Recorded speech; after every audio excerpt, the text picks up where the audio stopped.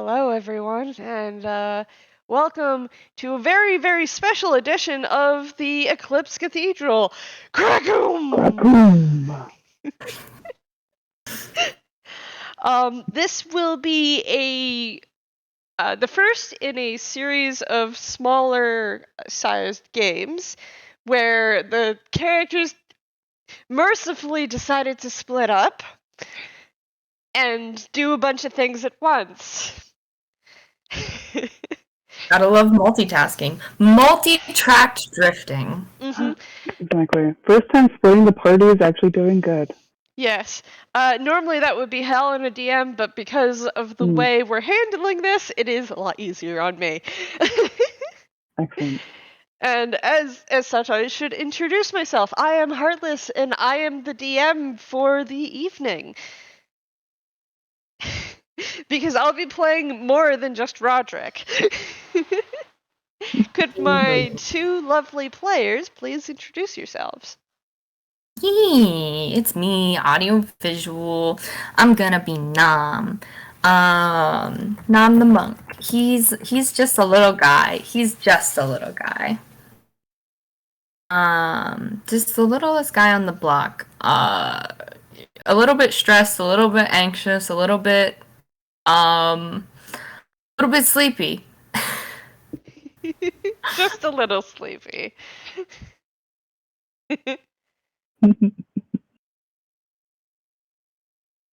Oh, my turn? My turn. Yes. Oops. Hello, I am Cryptid, and I will be playing Lincoln C. Rulean tonight. He is here. He is here. He is simply here. And speaking of here, so the majority of people, I assume, quote-unquote, slept. There were some people who decided not to sleep, to their detriment, but we're not talking about them today. About them. We're talking about instead Knom and Lincoln. So, Knom, where did you sleep?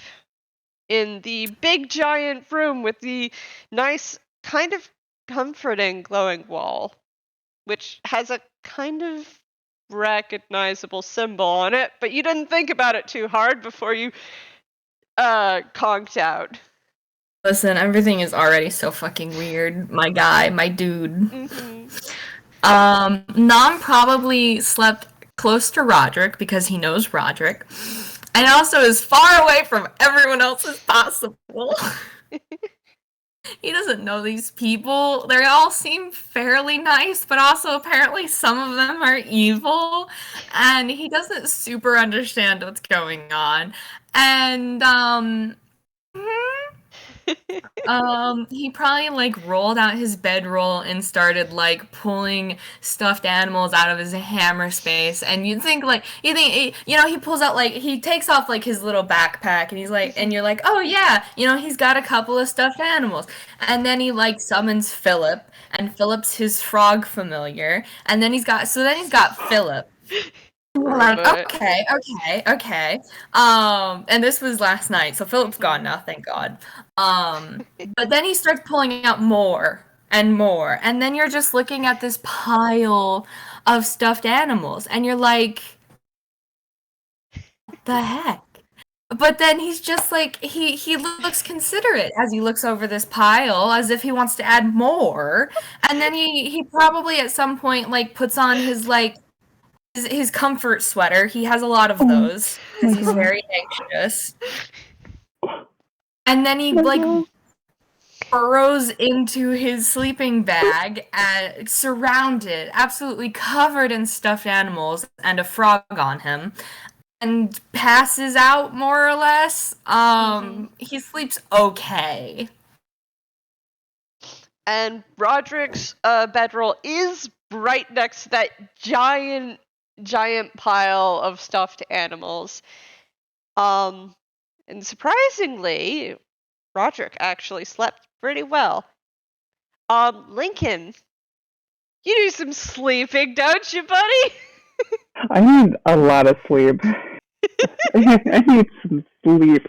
And according to the general chat, I think Lincoln was part of a large cuddle pile, as we have all concluded.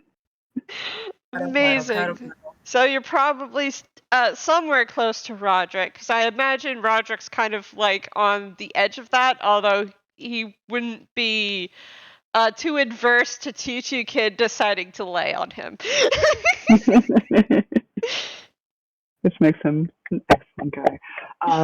Yeah, most likely would be close to Roderick. Mm-hmm.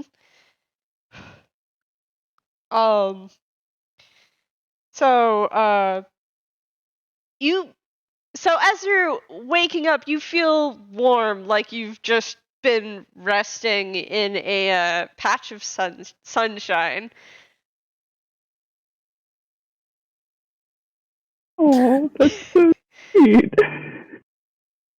And I think your attention is drawn a little to the wall with the light symbol on it.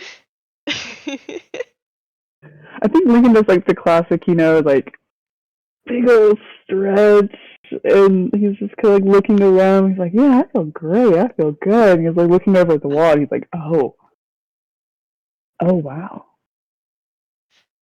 And he just kind of stares at it for a second. What is it? I'm guessing it's just illuminated on the wall. Yeah, so there's this giant wall made completely of light. You could tell it's made with light because it kind of refracts things, if you know what I mean. Yeah. The actual symbol itself is... So the wall itself looks yellow, like a golden color. Mm-hmm. And the symbol is like a white, almost like it was carved in. Interesting. I think Lincoln's going to try and get out of the cuddle pile as quietly as he can and go investigate. Okay, roll me stealth. Oh, gosh. I'm so good at this. Oh, I can't wait to wake up everybody. Well, not everybody. You glance in the corner and... Is she still awake? It looks like her eyes are still open. That's kind of creepy. And Grandpa instincts are kicking in hard. He's like, "That's not healthy. What are you doing?" Laura, who Dudley said was refusing to go to sleep. Oh, come on. I know. Alright, he's so good at stealth, guys. He's so good at stealth, you guys. Hey. Actually, he's not bad at stealth. So you very, very carefully shuffle Tutu Kid over closer to Alexa. He also kind of gets Bit, who is kind of like snuggled in the zipped up portion of his jacket. He's like going to slowly scoop Bit and then put Bit in the cuddle pile. Bit and then looks walk up over. and glances at you, and then you hear, "I've got this," and just kind of snuggles around Tutu Kid. Have I mentioned that I love Bit? I love Bit. I love him so much. That's that. There's one person who's already awake, so you can't not notice. I kind of nudged Knom a little bit. Knom is already awake, isn't he? You know what? Yeah, he probably runs on an internal clock, and it involves getting up early in the morning because he lived at a monastery. Sleeping in is a rarity. He's probably still in his pajamas, though, basically, which is just a huge sweater, like, clearly meant for someone a lot bigger and broader than him. And he's just doing, like, morning stretches and, like, working through, like, very obviously some sort of, like, monk stretches. But he's also just like half asleep, and you like can watch him like his head kind of swivel and bob a little as he's like fighting back yawns. That's so cute. I think Lincoln kind of gives like a little nod if he makes eye contact.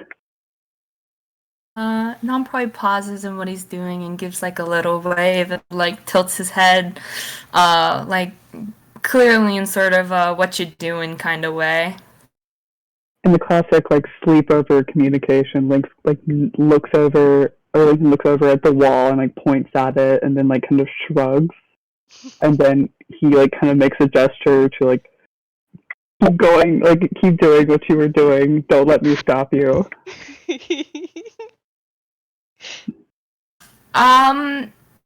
Okay, but now Nom wants to know what the hell Lincoln's on about. It's a wall.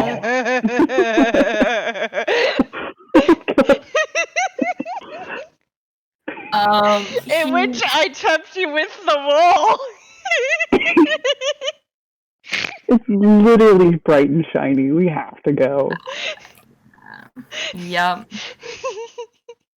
So Nom's gonna like sort of like tilt his head a little more and like reach over in like his stuff and like dig out. It's a flower crown. And he kind of just plops it on his head. And he walks over to you, Lincoln. And he kind of just like threads his fingers together and looks between you and the wall. Lincoln like kind of whispers. He's like, "I like the crown. Should we go check that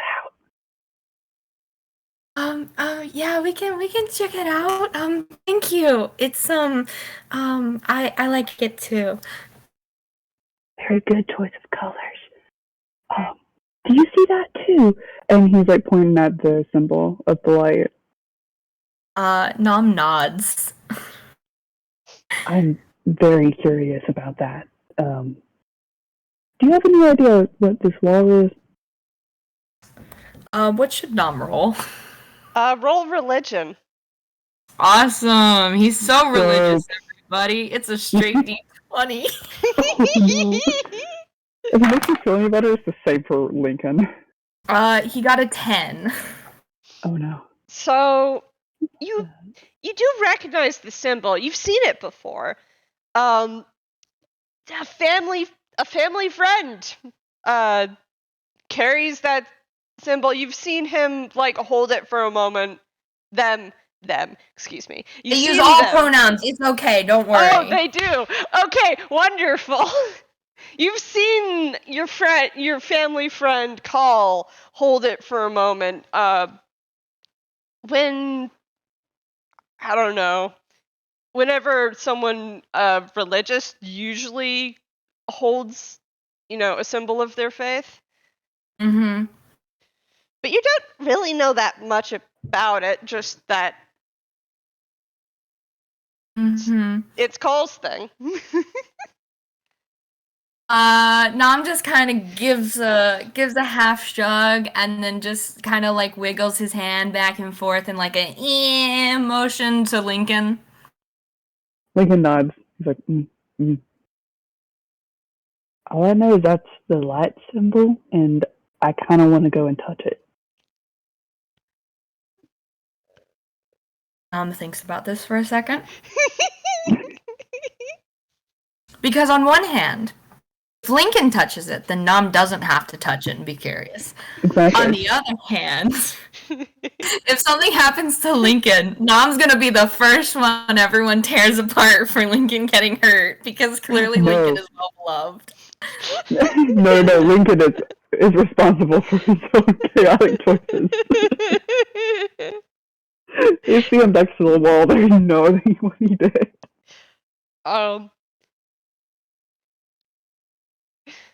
You know what? Nom's just like, okay, let's do this. He just gives like a little thumbs up, and he's like, well, as long as you're careful, I'll be here in case, and yeah, we can stick together. Lincoln gives a thumbs up. Like, all right. And Heart. Yes. Can Lincoln roll something to see if this is a good idea? Yeah, certainly. Roll me a wisdom check to see if this is a good idea. Oh, 18. So you're considering the wall as you kind of walk up to it. And so the thing is you're not sure what it's doing besides the normal things that walls do. And you're pretty reasonably sure that if there was so you're thinking back to the big giant circle you all sat in yesterday, and it didn't look like any of the people who supposedly have been here for a while have gotten any sort of burns.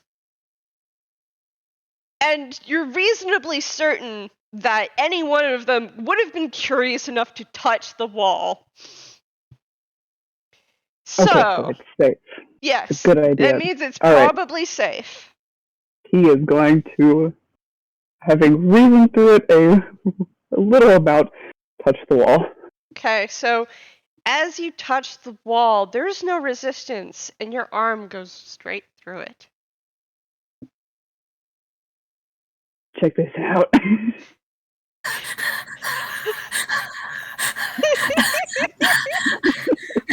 You take your hand out, and it's perfectly fine. Nothing happened to it. He goes to stick his head through. Nom's like paled a little, I feel. Lincoln, you stick your head through, and suddenly there's a massive amount of noise. But it's not aggressive. It's Wait a minute. And you look, and there is a large noodle-like dragon kind of curled up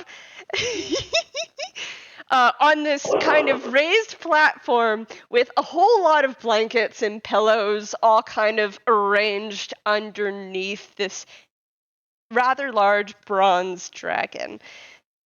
And let me just get you the picture again.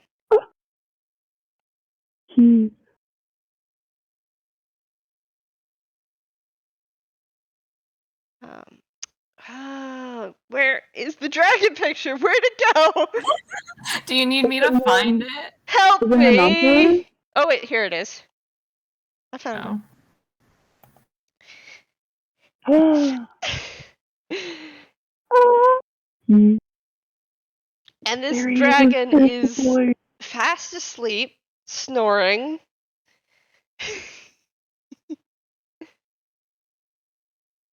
Does Lincoln know who this is? He knows that this is So, if you remember correctly, back from the first time you came here to Timeless Hollow and the Eclipse Cathedral, you did a little research on the Eclipse Cathedral. Roll me a history check to see if you remember what you found out.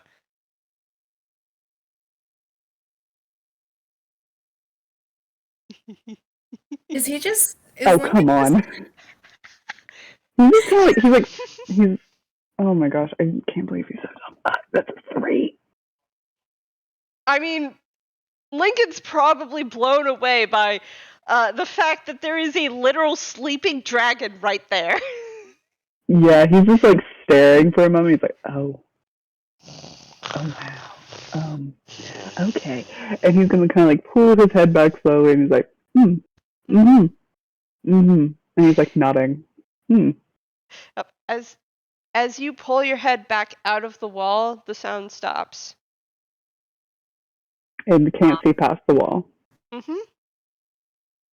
Nom's just looking between Lincoln and the wall with like a wide-eyed expression. Just like his hands have crawled towards his head and he's kind of just holding it. I'm sorry for causing this poor anxious boy. Knom? Doing your exercises again? Yep, just fine. Go back to sleep. It's fine. Arjik just kind of sits up, blinks, and looks at Knom, and then looks over at Lincoln and the giant wall, and then looks at Knom. What's wrong? Looks at Lincoln. So you see the wall. Yes, it's a very big wall. And he's just gonna kind of reach behind him and stick his hand through it. He's like, Roderick's eyes wide open. He's awake now. He's not gonna rush to get up, though. He's just gonna get up and out of the bedroll and just kind of roll it up, set it by his pack. Kind of just brush himself down a little bit and then come over to Lincoln and look at his arm. How are you doing that? I just was curious and stuck my hand through, and it went through. I thought I was going to touch the wall, but apparently, and he just looks to his arm that is halfway through the wall currently, and he's like, Roderick reaches up and tries to touch the wall, and his hand goes through, and he looks at it like, oh, that's weird. Knom, as Roderick does this, Knom just kind of makes like a squeaking noise, like a mouse getting stepped on. Roderick just pulls back his hand. Look, it's fine, Just he looks over at the sleeping pile of the still glowing Laura, and then looks back. Just come over here.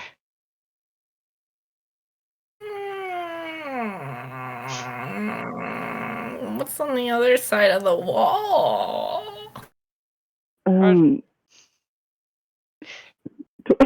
Roderick looks up at Lincoln. You have no idea how much I am tempted right now. And they're dragon. Dragon. A dragon? What? Okay.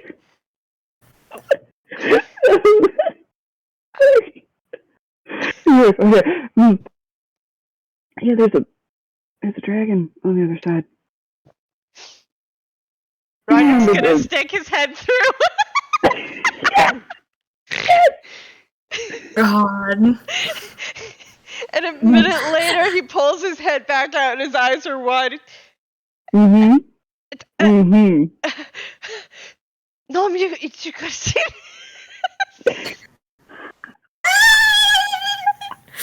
Do I have? Fine, okay. Promise you it's safe. Promise it's completely safe. Oh God, this is a terrible idea. And Knom just sticks his head through the wall because apparently this is what we're doing. And Knom, as you stick your head through the wall,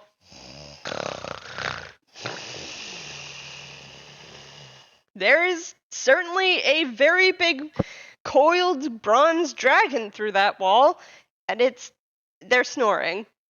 They're asleep. Would Knom be able to recognize what kind of dragon it is? Yep, they are bronze. They are a bronze dragon. And you would know that means that they're generally lawful good. Mm-hmm.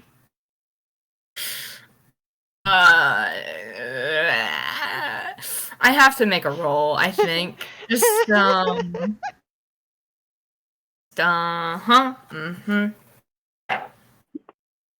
Oh. Knom, like, pulls his head back out immediately. Like, he, like, processes, this is a dragon, this is a sleeping dragon, this is, oh no, oh God, oh jeez, and just, like, he thrusts himself back and he's like, oh, yeah! Yeah, that's a dragon, alright. I'm pretty sure, well, we haven't woken it up yet. Considering we've all been sticking our heads in and we've had like full-blown conversations out here, I think we're gonna be okay. We're gonna be fine. We're gonna be fine. Super fine. How about we get some breakfast? Oh, yeah. They said there was a kitchen, right? Roderick looks over to the only door that they haven't gone through. It might be through there. I think, I heard Sirius say that the bathroom was down the secret hallway. Why is the bathroom in the secret hallway? Secret bathroom reasons? That's a good question. I don't know. Wait, what? Sorry.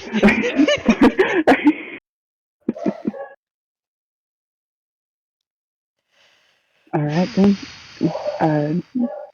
Breakfast we go. Yep. Roderick is gonna step closer to Nom and very gently offer Nom a hand. Cause Nom looks a little shaken. He's fine. He's fine. I He's mean, fine. he hasn't fallen apart yet, right? Wow, okay. Oh, he hasn't fallen apart yet. He kind of just looks at Roderick's hand for a second, and then just kind of looks at Roderick's, does like a blink, blink, blink, scrub, scrub, scrub face, and mutters to himself in haha draconic. But yeah, he'll take Roderick's hand and just this is fine. Roderick just kind of gently squeezes it and gives Nom a smile. Is Lincoln going first to the kitchen? Or did Lincoln just kind of stand there and watch this happen?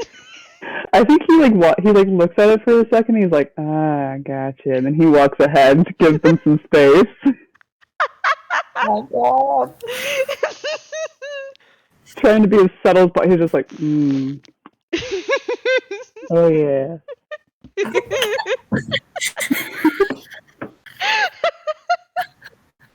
Cool. They had to kiss him. Yay! It's over. Yes, they are. You know. Young love. No, that's exactly what I'm going through. It's like, to be young.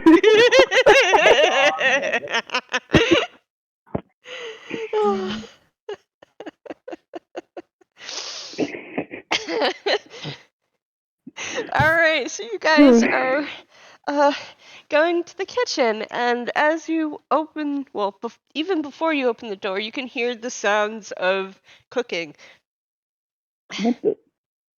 You gonna open the door, see who's in there. As you look in, it appears to be Valence who is He doesn't cooking. need to sleep. And Valence looks up and blinks. Blinks back. Oh, hi. I don't need as much sleep as most. Here for something to eat? Yeah, good morning. Morning. Valence, right? Yes, Valence, Ira, and Jer. Hold on. Can you put that in the chat? I certainly can. Or is it in the NPCers? Yeah, it's like that. Valence, Ira, and Jer. Tour. Mm-hmm. Oh. Like Dr. Enter. So Dr. Enter, yeah. Yep. Oh. Enter, like Dr. Vex's Enter? Valence, so Valence's cheeks turn kind of pink, and he just nods and kind of dips his head, his short hair bobbing. Yeah, I didn't mean to embarrass. I'm just curious. Yeah. I asked him if I could because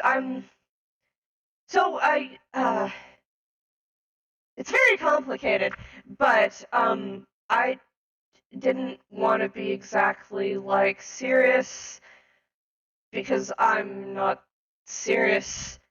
I'm me. Yeah.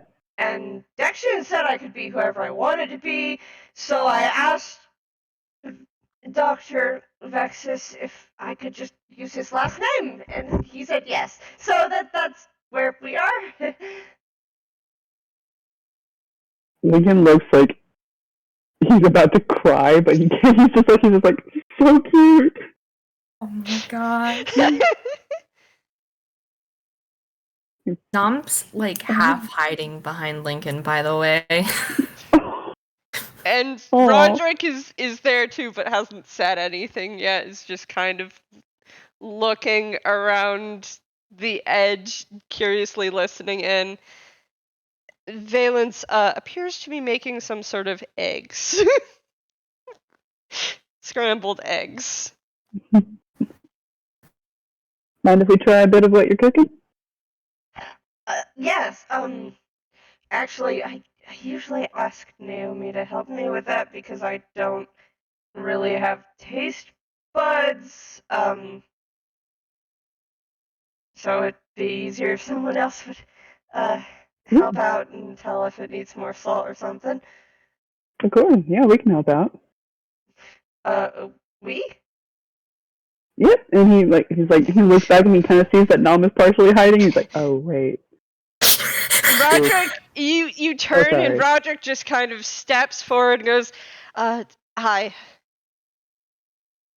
And Valence just kind of goes, kind of just smiles a little uncomfortably and waves.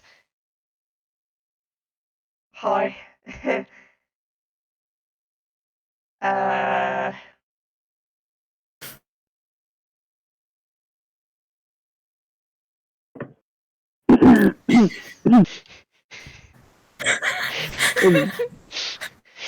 Lovely morning today. How's everybody doing?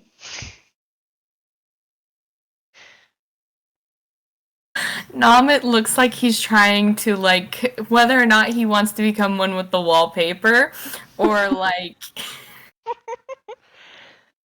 Valence, looks back to what he's doing and just kind of, moves the eggs around so they don't stick to the bottom of the pan.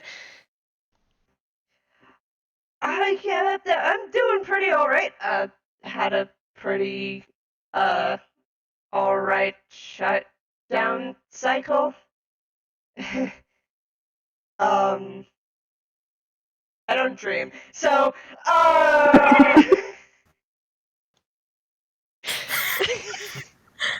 and Flying back to that meme. Sorry, continue. And Roderick just kind of looked back at Nom and just slips his hand out of Nom's and walks into the room. It goes, you don't? That's Knom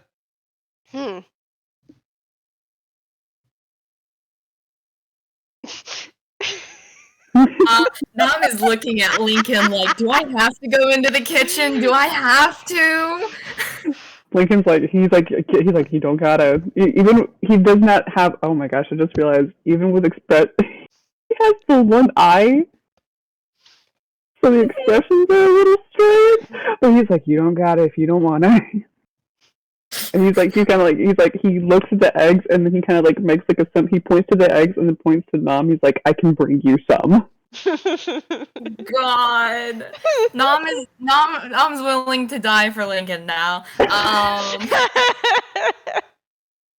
He looks really contemplative for a second, and then he's like, and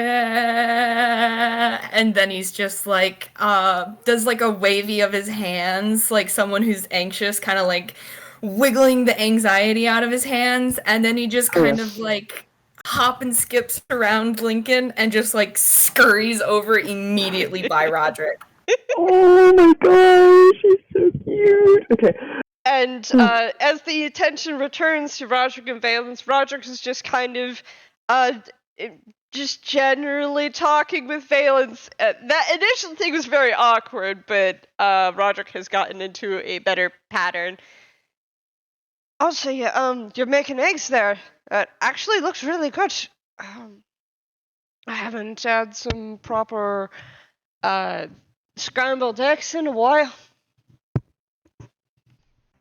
Yeah, it's the easiest thing to make, really, with the things we have. He says as he glances towards what probably is a fridge.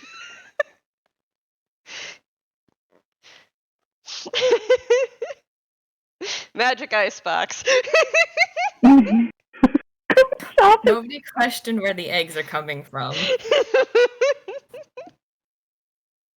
Nobody's questioning where the eggs are coming from, are they? More, because we're not going to. Don't tell me where it's from, because then I won't eat it. Exactly. And then he looks back and just smiles at Roderick. You're actually a lot easier to talk to than I thought you'd be. And Roderick just beams at that. Is Lincoln coming in?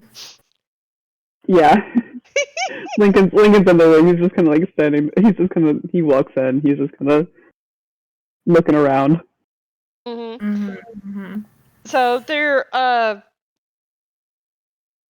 so because you've spent quite a bit of time in Einquell, you know what a fridge looks like. There is a fridge in the corner of this room. I think as Roderick and Valence are talking, he's going to kind of like sidle over to the fridge and kind of peek inside.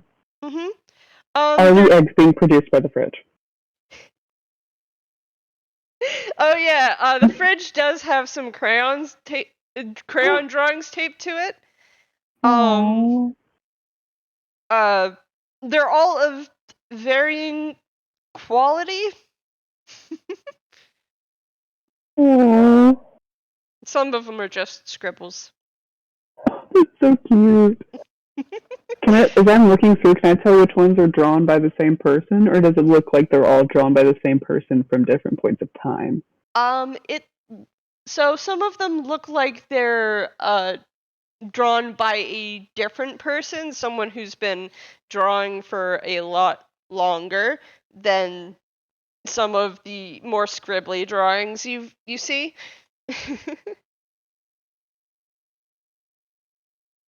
And just like, aw, that's so cute.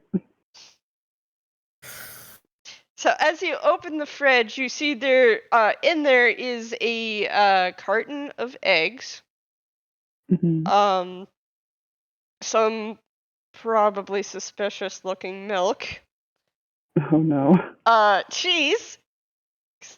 Also suspicious looking, or?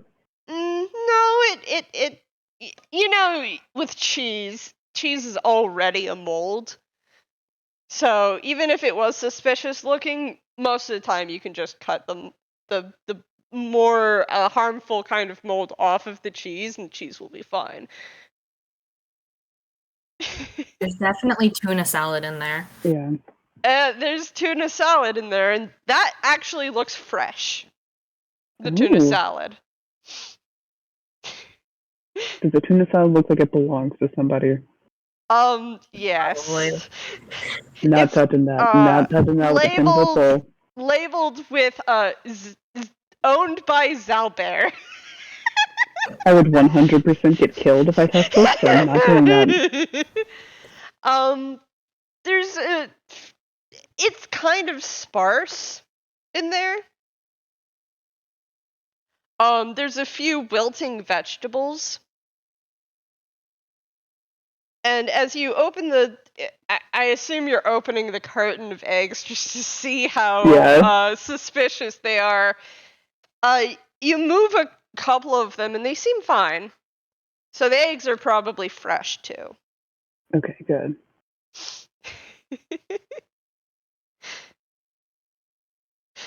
The contents of the fridge, everybody. If you check And the all freezer, the glory.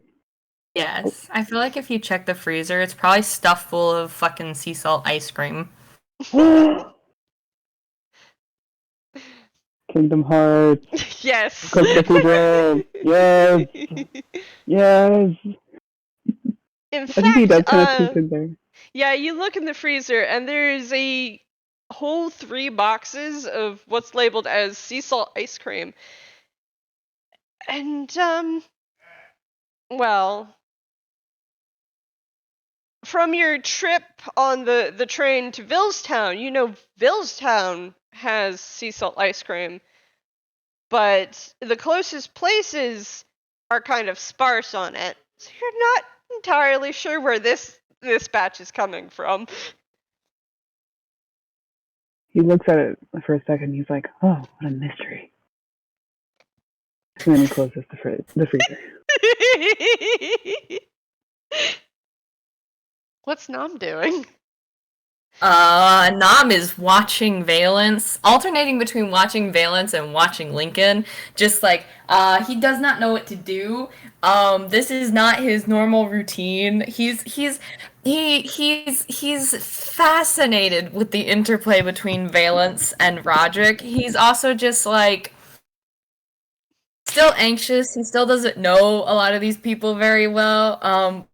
Lincoln's already helpfully drawn a connection between this guy and the cat person that apparently people have feelings about, who also had a cat with wings, and stuff's going on with that guy apparently. No idea about him. He seems a little iffy though, considering some things that Nam has heard. Valence looks over to Nom and just kind of picks up a fork and scoops some of the eggs out, and he goes, do you want to try some? I Sure. can't taste it. Could you taste it for me? Or you, Roderick? I can. Don't worry about it. I can taste test it.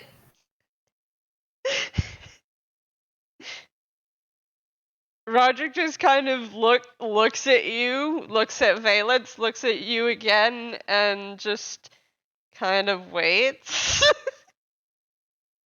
Valence is just kind of holding out the fork for you to take. Literally for anyone to take at the moment. Oh god. Nom he just takes the fork very carefully and like puts it in his mouth really quickly, puts the eggs in, puts the fork out, offers it to Valence. What do the eggs taste like? So they're kind of fluffy. There's a hint of cheese in there. Mm-hmm. Kind of tastes like it needs just a little bit of salt. And Nom just kind of like he does this, he like covers his mouth. He's chewing. Mm-hmm. Valence takes back the fork. And he just like he eats it. Lovingly. No one sees what happens after he swallows because it's clear he swallows, but then it's like, where does it go? You don't know. Toon logic. Toon logic. And he just kind of he gives a little thumbs up and he's like, you could put a little salt in there and it'd be fine, but it's pretty good otherwise. You're doing amazing. As you say that, Valence's eyes light up like you just gave him a present he really liked, and he just smiles and nods and adds a little salt and stirs it a little, and then takes it off the heat and starts dishing it out on some plates.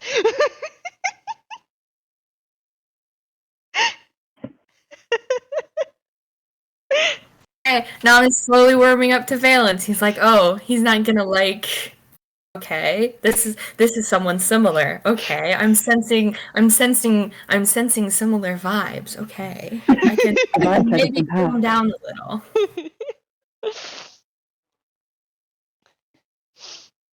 Yeah, and once Valence is done dishing out the eggs, specifically 3 plates of it, with one plate still has eggs on it. He gives 3 plates to the 3 people standing there, and then picks up the other plate and smiles and goes, "All right, I'm going to go see if Dextion's awake. I gotta make sure he eats something." Oh my gosh, it's so cute. And then he starts to walk out of the room. Before he leaves, can I have nominal hammer space? Mm-hmm. Okay, that's a 4. No, I'm just like he looks at the plate in his hands. He kind of like sets it down. He like really quickly like reaches in one of his sleeves and pulls out a little stuffed animal, and he like thrusts it at Valence, and he's like, "Here." Valence just kind of blinks and shuffles the plate to one hand carefully and reaches out and takes the stuffed animal. Thank you. Have a nice day, and be careful with the cathedral. She can be a little temperamental. Awesome. Okay. Thank you again for the breakfast. He smiles and then walks out of the room. A nice young man. Yeah.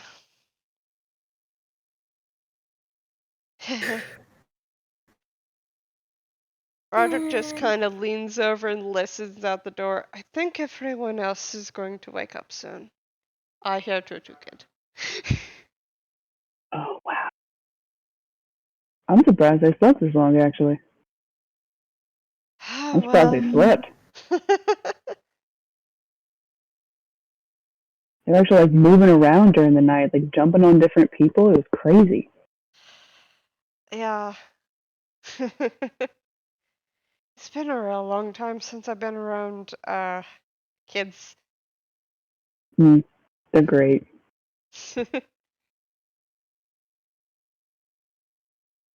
Roderick is gonna start eating. Look down and the plate's like completely empty because Lincoln ate all of it off panel. Yes.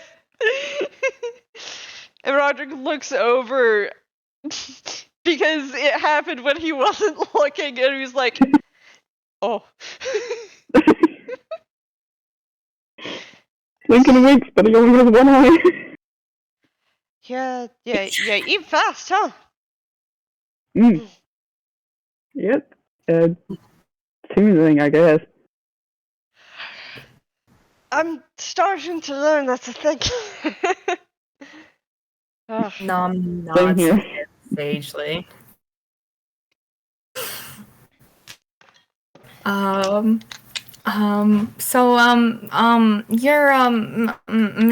Mr. Lincoln, right? Yep, that's me.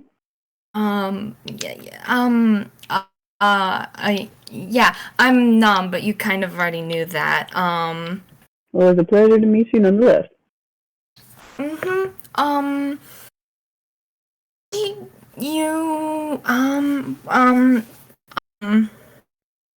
So, kind of like, I know some of the bits and pieces have been kind of explained already and stuff like that and everything.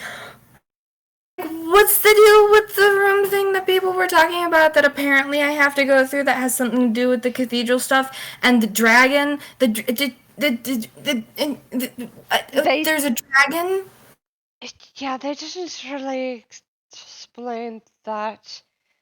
No, we haven't been told about the dragons yet, but I think they're. You talking about your room? Well, whenever we were going by the thing, there was something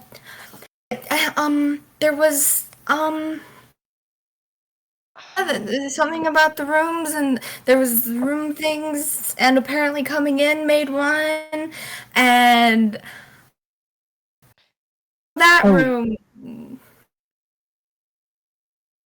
so essentially, what happens is, if once the cathedral kind of yoinks some of your memories, you got to go. Well, actually, I think it's when you walk in. Not really sure how that works. It creates a room with your memories, and you got to walk through it to get them out of the. I believe it's Naomi's head, the cathedral's head. I'm not sure if there's a difference at this point. I But don't really know anything about that. It's kind of beyond me, but likewise, I'm just kind of repeating what I've heard. Lincoln, Hmm? when we came, when you came here, and you helped me break everyone out of those cages and get Sirius unpossessed. That's a story and a half. Um, there's something you guys mentioned on our way back to town. The gust. Tujuk kept asking about this gust kind of Yeah, person. they mentioned that. Well, the people at the cathedral mentioned that there's the gust at the top. Um, And Roderick just that's kind of not. looks at the kitchen door. Wait. Lincoln also looks at the kitchen door. Wait a minute. You don't think?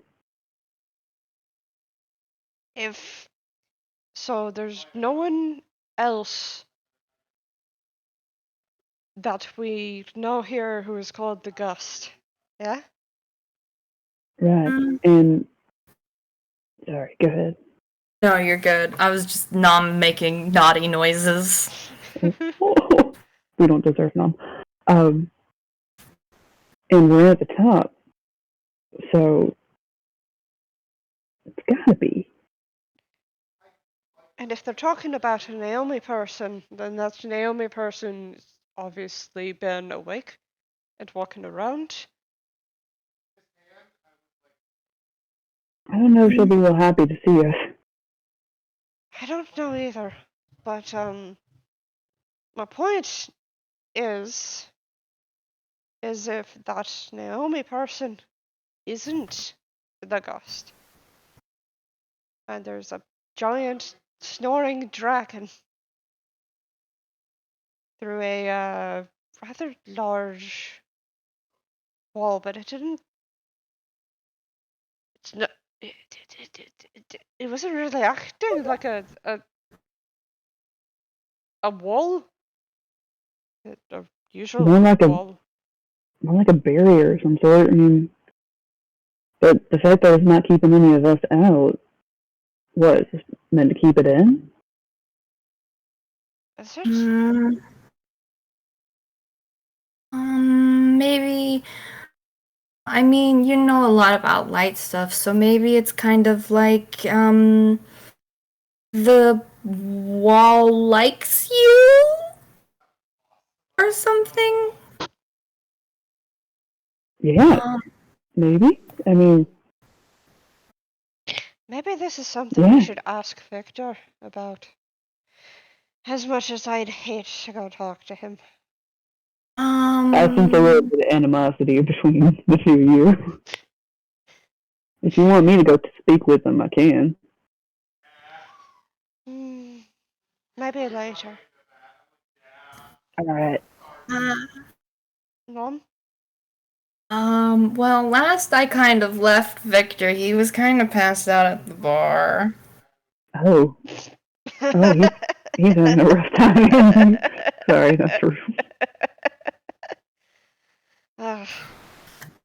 Yeah, I made sure to talk to the bartender so that he would get back to the temple safe, but he kind of just apparently ordered a drink and took one drink and passed out. Yeah, Victor's never been hale and hearty, if you know what I mean. He a bit of a lightweight. Extremely. Hmm.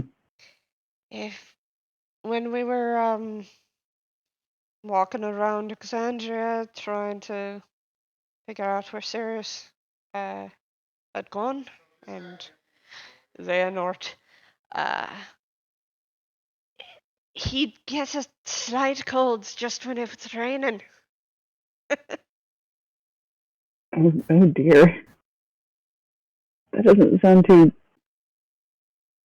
fun, especially for an adventurer. And he also, he kind of freaked out when I mentioned asking him about stuff to do with you, so maybe wait a bit on that. I'm sure it'll be. I don't know if it'll be fine. Roderick just his expression just kind of sobers. Right. They would have tried Sorry. Well, he probably tried to revive me, and when it didn't work. Well.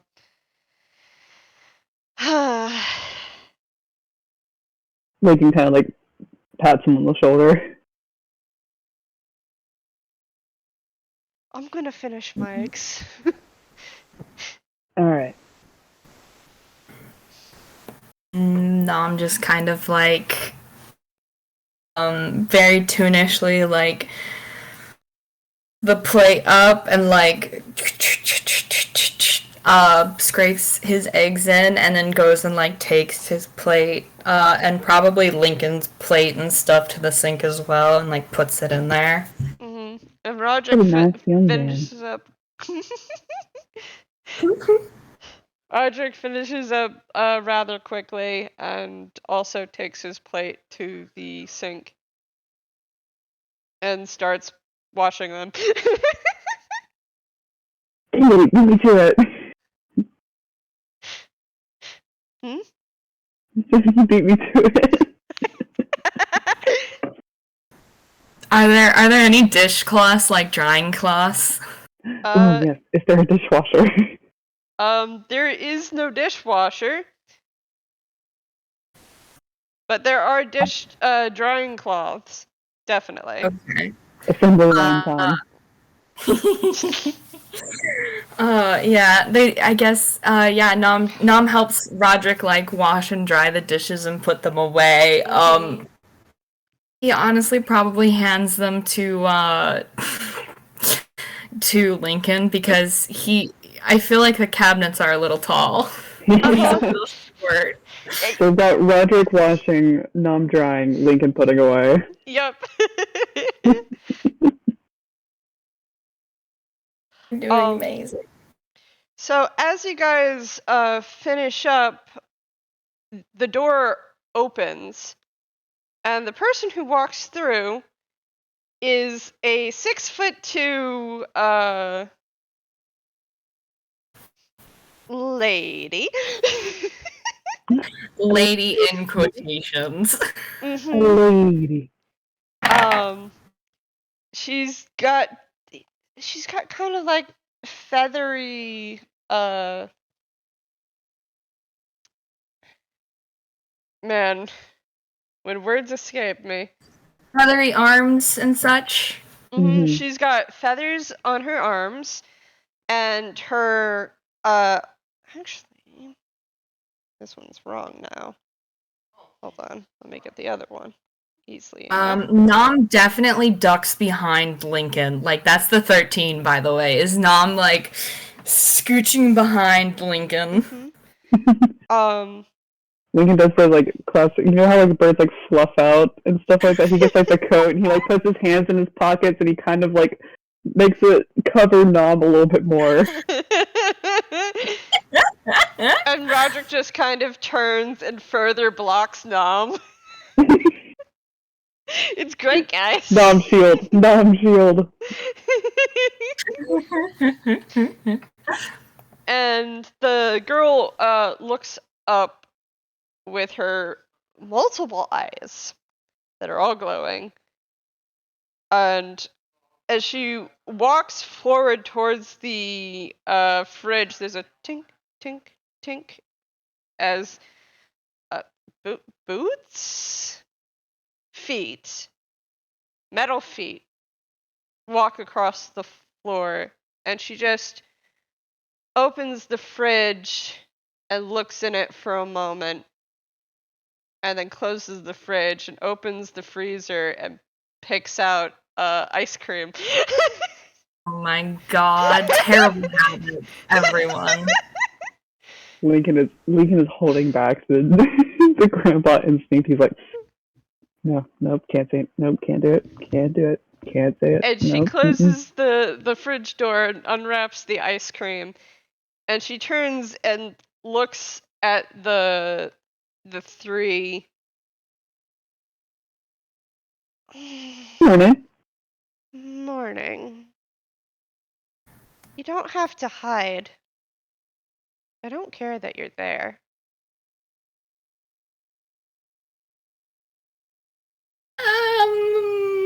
I don't know what you're talking about. I'm just standing here. Uh-huh. Hi, good morning, or whenever it is. Good morning.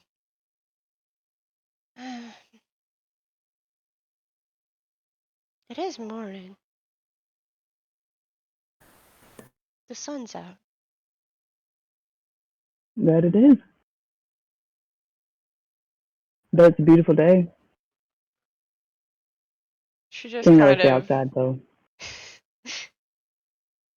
She just kind of smiles at that. It is above the clouds. Oh, I bet sunrises here are incredible. She takes a bite of the ice cream. Absolutely terrible habits, everyone.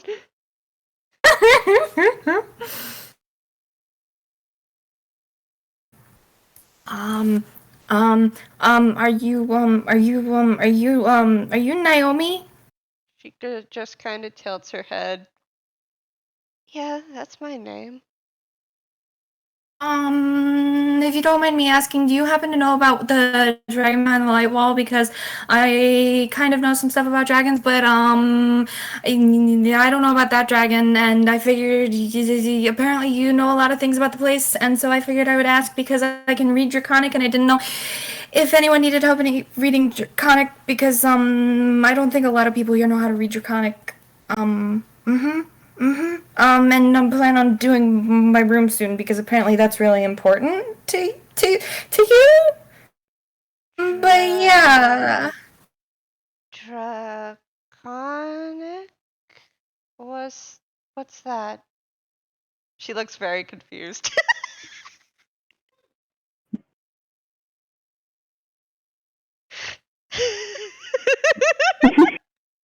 So you know that emoji where it's just like the mouth and the person staring at it and there's like an A inside? Nam just opens his mouth and you just hear him go, ah! And that's the visual imagery you need for this picture. Because he wasn't expecting to get asked that. Oh, so you look through the wall? That must mean that you're all right.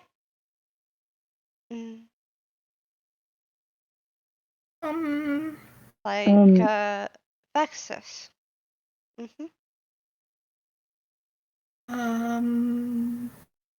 Lincoln, do you know what they're talking about?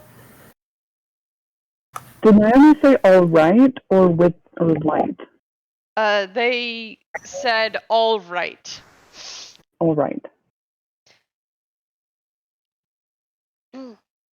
You want to know about, my friend?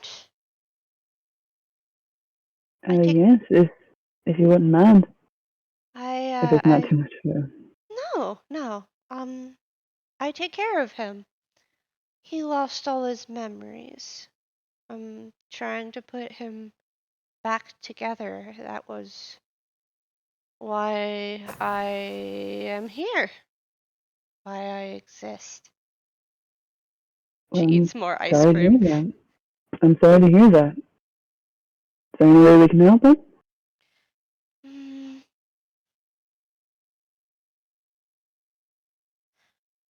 well, Vex has already offered help, and since I had to take a really big nap, I have to walk down the stairs because I'm sure there's stuff waiting for me.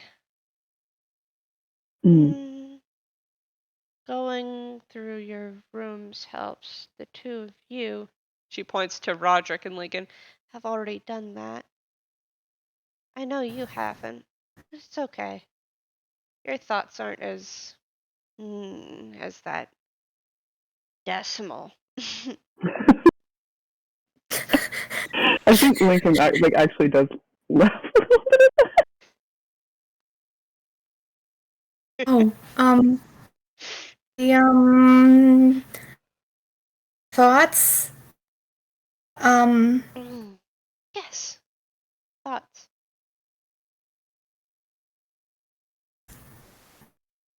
Who can read my thoughts? Yes. I hear them. They're especially loud if, and she taps the floor with her bronze feet. We're standing in the same room, or if you are connected to the cathedral in a way. Okay. Do you want a stuffed animal? She just kind of blinks. More stuffed animals are nice. Okay. Okay. He's gonna very anxiously just kind of reach in his sweater sleeve again. He probably pulls out he starts to pull something out and then he pauses and then he shoves it back in and pulls out a different one. And he just offers it to Naomi. Naomi is very tall and he is very small. It's probably a fish. It's probably a koi fish. Oh. She finishes the ice cream, just kind of tosses the stick in a direction, and then walks over and gently accepts the fish. And she just kind of tilts it side to side. What's this? It's a koi fish. They are a kind of fish that people like to keep because they're pretty. And there's some where I live because we have a pond. They get really, really big sometimes. Oh, that's really cool. Mhm. Um, you can name it if you want. Some people like to do that, because then they're like little friends and stuff. You seem a little lonely. She just kind of brings it closer to her chest and smiles and looks over at Nom. Thank you, but I'm not really lonely anymore. Okay, I'm glad. Do you want us to walk with you down the stairs, maybe? That would be nice. And she starts to head towards the other door, because there's another door out of the kitchen. She opens it, and there's a billowing noise, like the door is pushing against some sort of projector screen.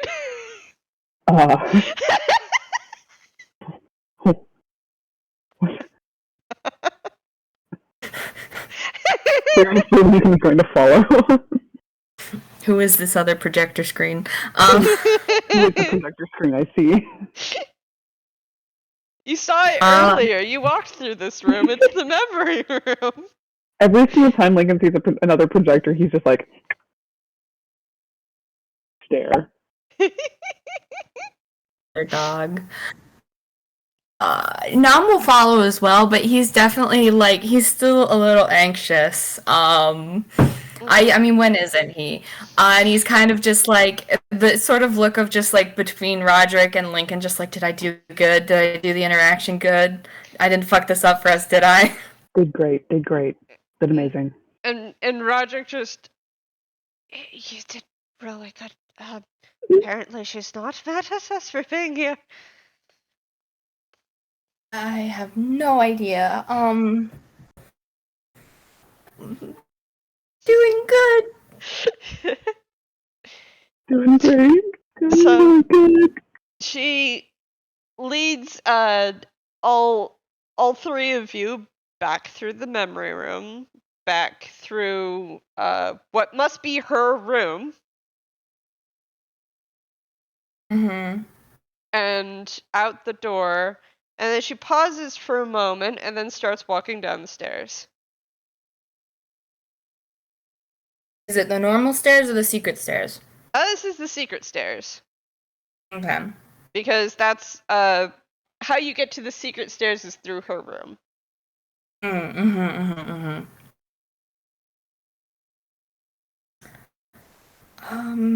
Okay. We follow. Nom's determinedly not thinking about how he's still in his pajamas because he forgot to change. He's just wandering around the cathedral in his pajamas. This is fine. It's peak cathedral. Peak cathedral outfit. Roderick is also kind of still in his pajamas, and by that I mean he doesn't have his jacket on him. It's just that purple shirt and some kind of very soft pants. Amazing. Roderick is also still in his pajamas. Does Lincoln wear pajamas?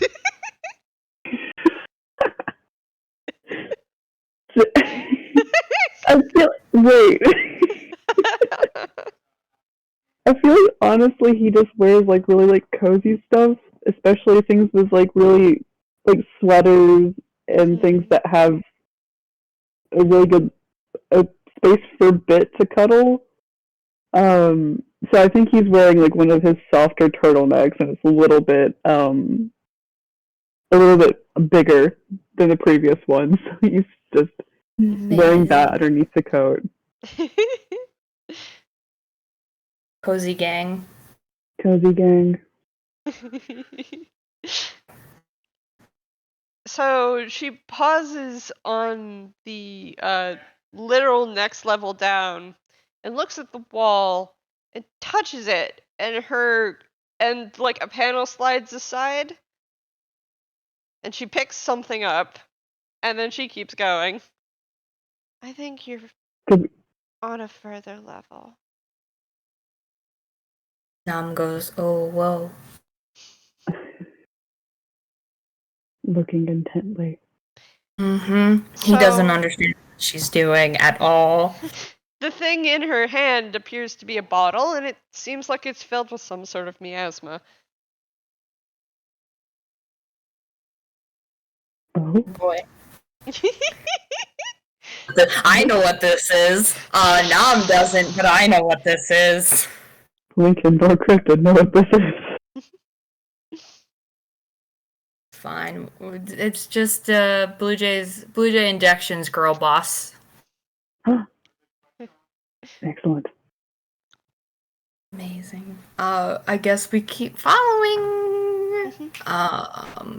She takes you down to the 10th level, which is admittedly only one staircase downwards from, or two staircases downwards. Mm-hmm. And she opens the door and smiles over at you. You can get there through here. Oh, thanks. You're Thank you welcome. very much. We appreciate it.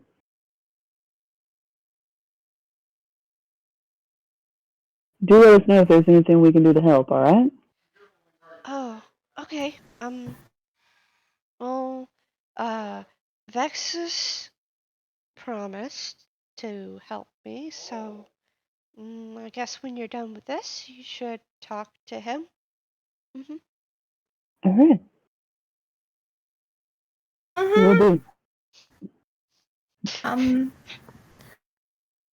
Good luck with what you're doing, okay? Thank you. And don't forget to eat something other than ice cream because it's important for real kind to eat more than just ice cream.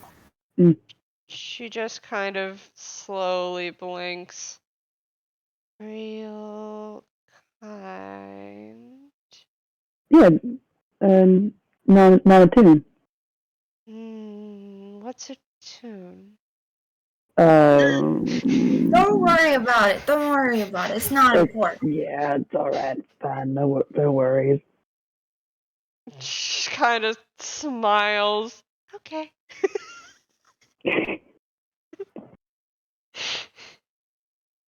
Knom is gonna reach for Roderick's hand if he isn't already holding it. Oh. And Roderick's gonna let Nom take his hand. Cute. We're off to see the wizard. The The wonderful wonderful wizard. Wizard of Oz. You guys walk through the door, and Naomi closes the door behind you, and you hear her walk off. And before you sits 2 doors. Oh no. Oh boy. Alright. Pick one and see, I guess. Okay. Do you want left or right, Lincoln? I'll take left. Okay. Unless you really want it. Oh, no. You pick and I'll do the other one. This is fine. Alright. Lincoln's gonna go over to the left door. So as no. you open the left door, through it, you can see a large circular stone room. There seems to be more space beyond what you can see at the moment, but like it goes up, like it's a very tall room. Can't see the roof yet. There are several windows on this floor that you can see, with colorful, delicate lace curtains, clearly handmade. The room has a number of rugs situated on the floor, protecting the stone and the wood from coolness, and probably also your feet from coolness from the stone and the wood. There are pictures hung on the walls that you can see a little bit of them. And some of the stone has been painted as well. There's a rug that seems to kind of stop at the doorway at your feet, and it's thick and bristly. Clearly meant for cleaning your feet as soon as you walk in. Yeah. Excellent. Can't really see the front left half quite yet. Or the front right half. So at the back of the room, there's a window seat. And sitting on that window seat is a very, very tall, blackish purple blocky kind of person. And Roderick. Oh. Hey, Nom, I think I found it. What's the right hand door? So you open the right hand door and there's a feeling of mist that drifts through, and through it is what appears to be a large forest. There's sunlight streaming through the trees, and off in the kind of middle distance, you see the glint of a screen. It looks like Alexa, or the doctor, the tune that you met earlier yesterday, who did show some concern for you and your limbs popping off. Wait, Alexa's in there? Nom just kind of tilts his head and looks at Roderick and kind of squints and doesn't like step in the room, but he kind of like peers around a little. It looks like Alexa in there.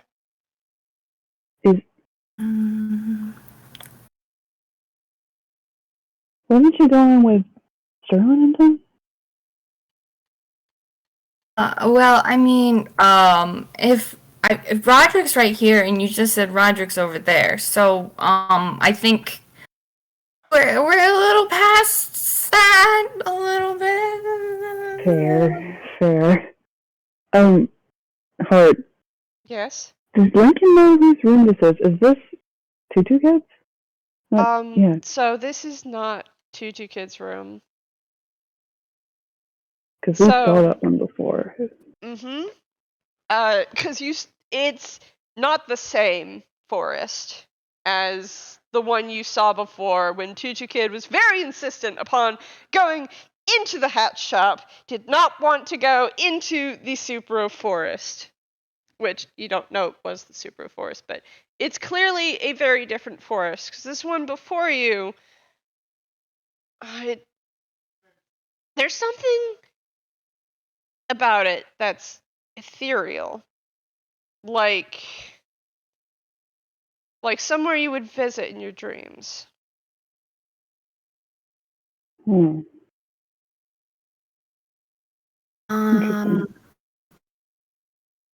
Well, as much as I want to be nosy, I honestly don't think it's a good idea. This place gives me the heebie-jeebies just a bit. Yeah. Why don't we? It kind of reminds me of the storybook. Yep. Okay, I'd rather deal with whatever's in my room. No freaky cows. No freaky cows in my room. Roderick's just gonna very carefully step away from the mysterious forest that is through that door. So we can both close the door. So when I met Knom, it was because we were all answering a call for help because a child was lost, didn't wake up because they were dealing with this magical storybook. And, we all ended up in the storybook. Oh. It was an ordeal. Yeah, good grief. Sounds like a fun time. We're still here. Honestly, the cow wasn't really the one that gave me the problem, but I'm sorry, did you just say cow? What? Listen, the cow was suspicious. It was following us, and the cow wasn't supposed to be there, and it didn't exist. And I don't. The freaky lady had the cow with the cow. I was probably sure they were some kind of very powerful fae. Nom. Even worse. You know what No. 2 Kids always says about the Fae? Don't talk to cops. if you're nice to the fae, you don't give them your true name, and you're very, very careful with them. Usually, they they can be nice back. It's things I grew up on. Mom's not gonna say anything to that sort of thing. He's just gonna walk towards his room. Before Lincoln enters into the room, is there any way to get back to the staircase? So as you enter into Nom's room, there's a and then No. Before Lincoln goes into Nom's room, is there any staircase or anything to leave? So you look around, and there's definitely the normal staircase back downwards that you recognize, but you can just barely see that there's a seam in the wall that you never really noticed before, and you realize that the seam is the door to the secret staircase. Oh, interesting. Oh wait, hold on. I need to roll and make sure that he doesn't fumble. Yes. Roll the fumble table. Oh gosh, is it? I've never done this before. I don't think. Roll a d10. Roll a d10. 20. Okay, so you wait, did not no. roll a d10. I don't know how to roll. There we go. Okay, 6. Yeah, you got it. You didn't fumble. Alright. He pulls out a origami bat almost. Uh-huh. It looks a little bit like Bit. And does he know whether Tutu Kid's room is like up or down? So you're not entirely sure. I think he's just gonna go. He's gonna try and find the staircase. The secret staircase? The secret staircase. Okay. Because he knew that Tutu Kid was a little bit nervous about going into the room. Mm-hmm. So you easily pull open the door to the secret staircase. There it is. He's going to take the little origami bat and he's going to write on the back of it. And he's like, "It's dangerous to go alone. Take this." And then he's going to leave it in the God. So do me a big favor in our talk. Write a note down for Snail. Where did I put it? Eclipse talk. Alright. So that we can remember on Sunday for when Tutu Kid, Salbear, and Olive walk down the secret staircase.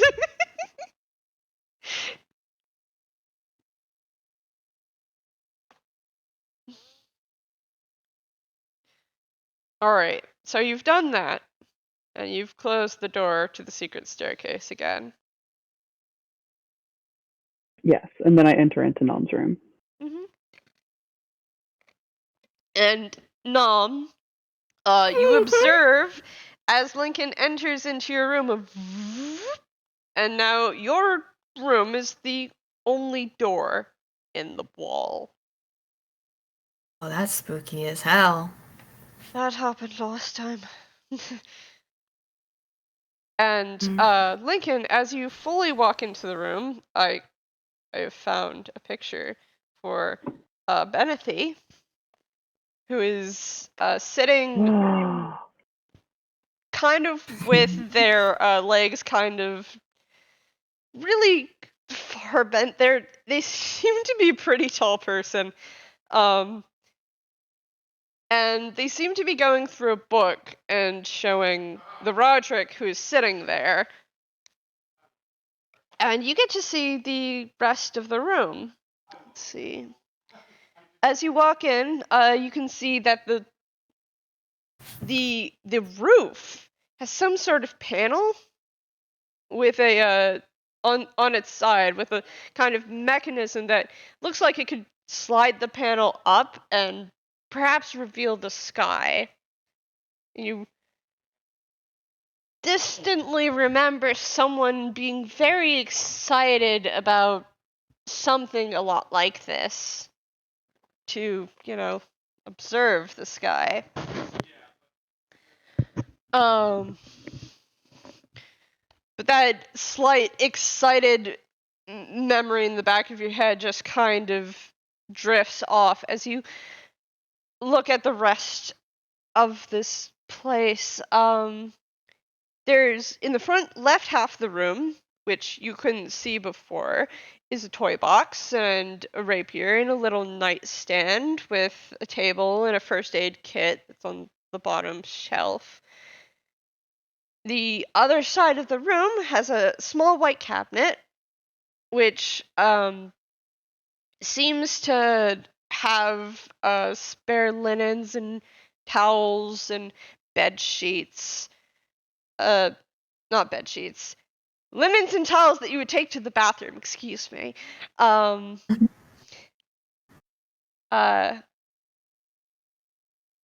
the back of the room, there's the two seated on a window seat, and it looks very comfortable. The large, gauzy, embroidered curtains kind of drift back and forth in the wind, as they're not drawn around this window seat, but you can see that they could be drawn around the window seat to hide it from view. There's a mirror on the right side of the room. Instead of padding on... Oh, this is mirrored on the right side of the room, but instead of padding, there's a fairly good planter with small sprouts that are growing. You didn't notice this before because the fact that Roderick was also sitting there kind of drew your attention. But the soil seems damp, and the sun is just resting upon these little green, red, and purple shoots. Closer to the back, beyond this windowed seat, is a large wooden wardrobe with a changing screen that's tucked against the wall. Between the wardrobe and the window is a bookshelf. There are a variety of books. Can't really tell what they're for, but they're there. The left wall, closer to the back, has a large bed pillow fort kind of mix with thin, gauzy blankets suspended from the ceiling, small fairy lights that are turned off at the moment, layered into them to light up the corner of the room when they're lit. There are blankets, pillows, stuffed animals, and a few what looks like pajamas mixed in. You can't. You have a suspicion that there's a mattress under there, but you can't see it. There's too many stuffed animals and things.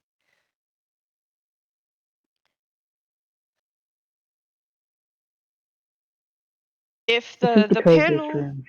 yeah, if the panel on the roof was open and you were sitting in this bed pillow fort, it would be at the perfect angle to look up into the sky.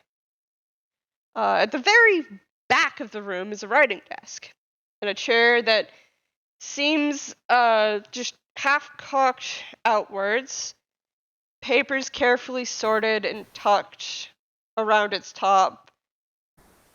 Probably a whole bunch of letters, wax sets, a book with a nice looking bookmark, a messenger bag that's hanging off the back of the chair.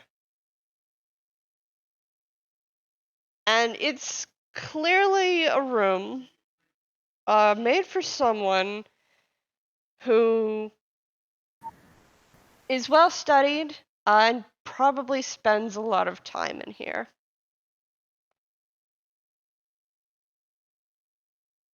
And as you're taking this all in, a person that you don't recognize looks up and stretches a little, and you realize that it might be a little taller than you initially thought. And they go, "Oh, hello. Wasn't expecting you."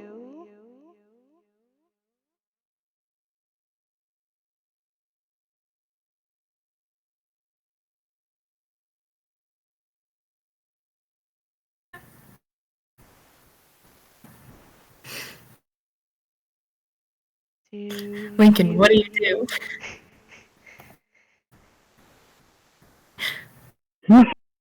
Lincoln, what do you do? They're just kind of staring at you now. And Roger Lincoln's looked gonna raise a up. hand and wave. Like, hi there. Sorry to intrude. It's a lovely place you have here. My name's Lincoln, by the way. Lincoln C. Rulean. What's yours? Oh, this isn't mine. I'm Benefy. Nice to meet you. And Nice to meet you. Well, Bessie. Sorry. And they close the book and just kind of set it aside, and they stand up fully. In a very toonish way, they kind of seem to stretch outwards and upwards, almost like a shadow at the end of the day, stretching across the wall. And they walk over to you, and I hope Soto's completely okay with me doing this. Oh God. I don't know how tall Benethy is. I'm just making them Benethy really is tall. I'm making them taller. Benethy is tall. They're taller Very than Lincoln tall. now. Whoa.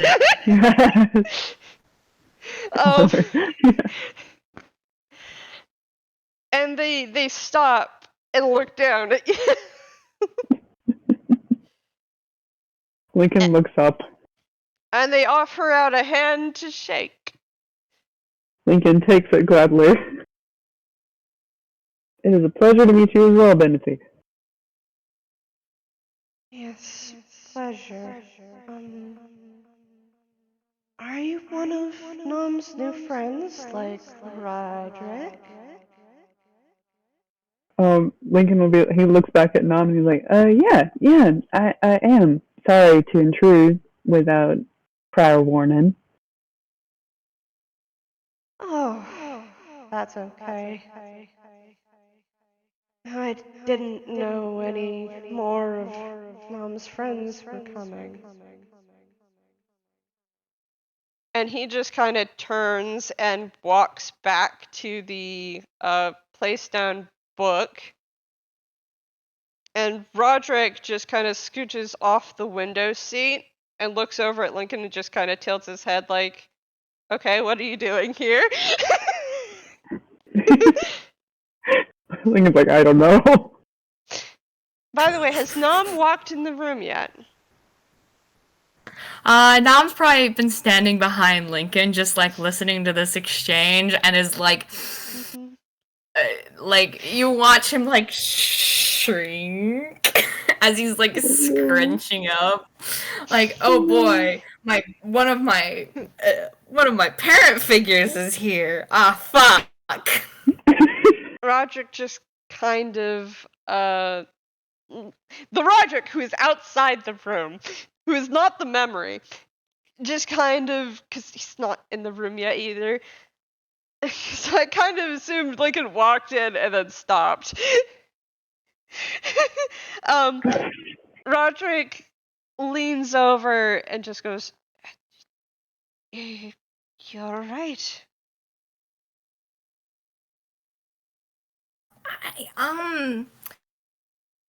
They were kidding about people being in your rooms that are like people you know.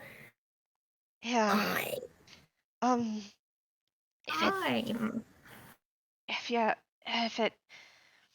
If it helps any better, in my room there was a cat who's my best friend, and you, and in Lincoln's room was his late wife. Sorry. No, that was Hey, cool. Knom is cool as a cucumber. He is definitely doing a great job at hiding any sort of flusterment with a 19. He's totally not flushed at the whole thought of any of this. With Roderick being in his room and not and apparently there was a version of Knom in Roderick's room. He didn't know that. Oh my goodness. He's gonna die here. He's gonna die here. He's just gonna lay on the floor and die. Oh boy, oh buddy, that's a 7 + 6 for deception. Roderick's cheeks are just a little bit red when he very quickly said that Knom was it. Yeah.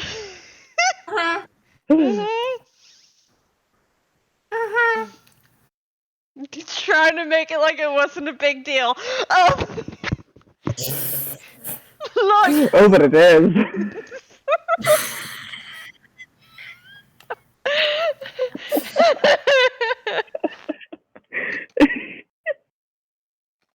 Lincoln just watching us. Lincoln You know that looking... one meme where it's like the person like looking and then they put the hand over their mouth? Amazing.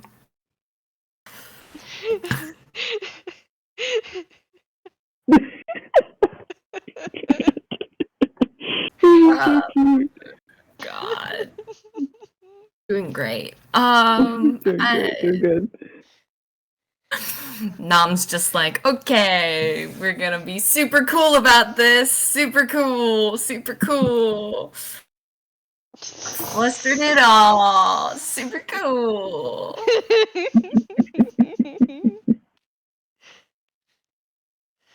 He just is like, Lincoln, do you wanna, I guess, come into my room? You lead the way. I won't pry any more than you want me to. You're fine. This is I can even fine. close my eyes, and he like puts a hand over his screen. Okay, Knom does laugh at that.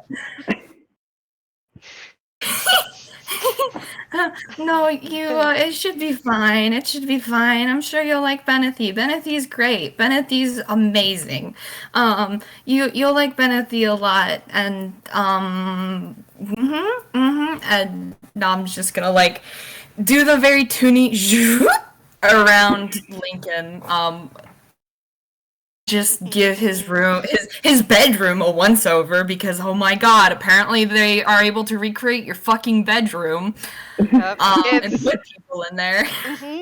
And it's your full bedroom, and as you zip in, probably dragging Roderick, who is holding your hand. Fine, he wouldn't along let go. behind you. I said a little bit in, so Roderick is now also in the room, and the door can be closed.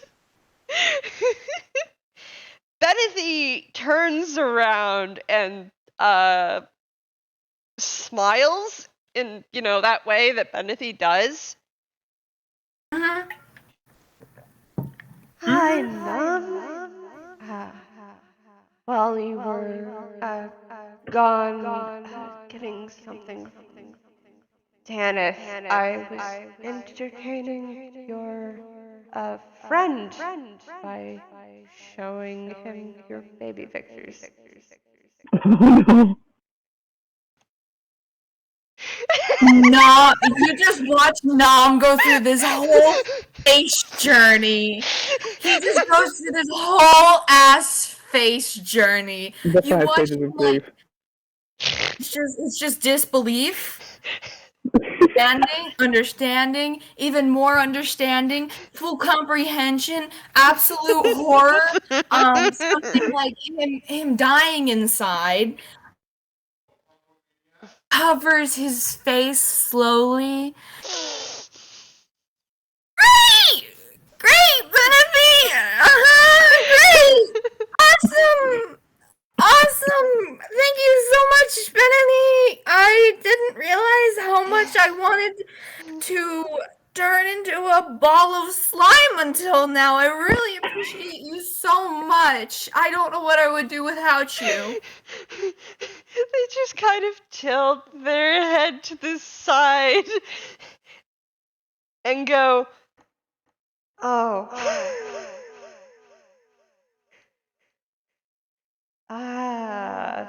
So you're embarrassed. I'm fine. This is fine. I'm super great. I'm an adult. I can handle my personal problems. I'm adult. I can do this. Oh my god. Anathy, I love you so much. And they very carefully reach down to start gently patting your head. Nom just accepts this. He's accepted his face. His face. Yeah, I'm broken. He's broken me as well. He's accepted his fate. He's going to die here. He's going to turn into a ball of slime. The other Roderick in the room just kind of comes around and looks over at Nom and does a little embarrassed wave and then looks over and sees himself and goes, Exactly.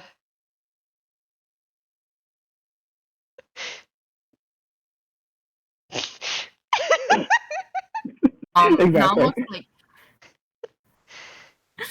what Cryptid? And Roderick, who came in with you, raises up his hands and goes, "Don't worry about it. It probably would break your brain." Roderick, have you met Roderick?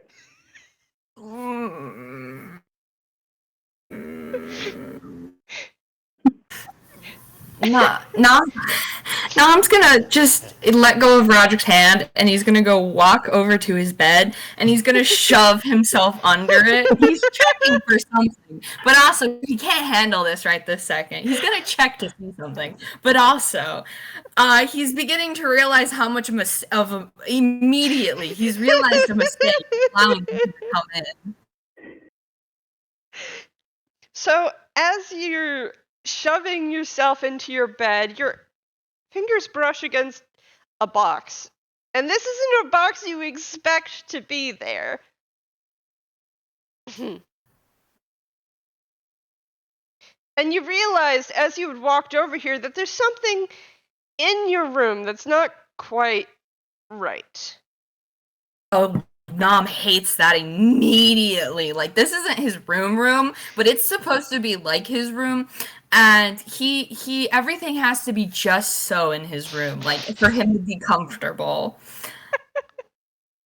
He's thrown off his groove. He takes that and he goes ducking under the bed because he's looking for something that he has hidden under the bed. To anyone else, it just looks like he shoved himself under his pillows for a second, decided that wasn't good enough, and then shoved himself under his bed. Oh. Benethy is just gonna tilt very slowly, and there's a And suddenly Benethy is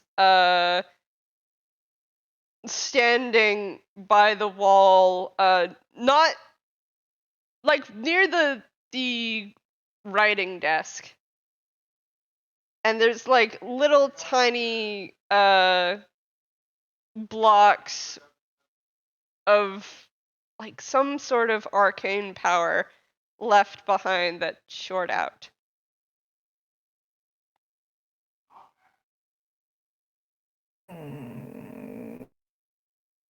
And Benethy is standing there and behind you, and you hear them say, "No, are you all right?" Just fine, Benethy. Knom finishes checking what he was checking for under his bed. And he like pulls himself back out and he's just gives a very weak thumbs up. I'm doing so great, Benethy.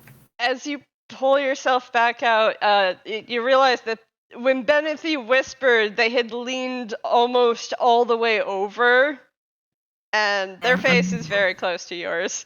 This is a normal Benethy behavior. Yes, this is a normal Benethy behavior. Knom doesn't even flinch.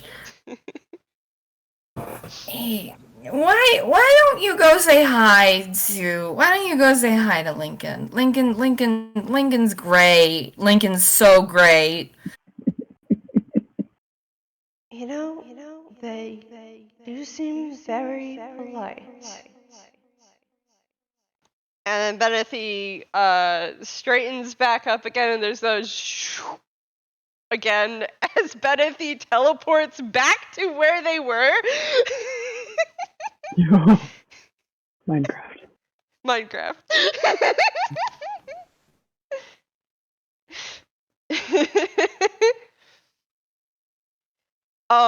To Lincoln, when Benethy teleported away, the Roderick, who will henceforth be known as Rags, is the memory one. I'll refer to the one that actually came in with you as Roderick to prevent any further confusion. Rags. What? Don't worry about it, just keep going. Rags is just kind of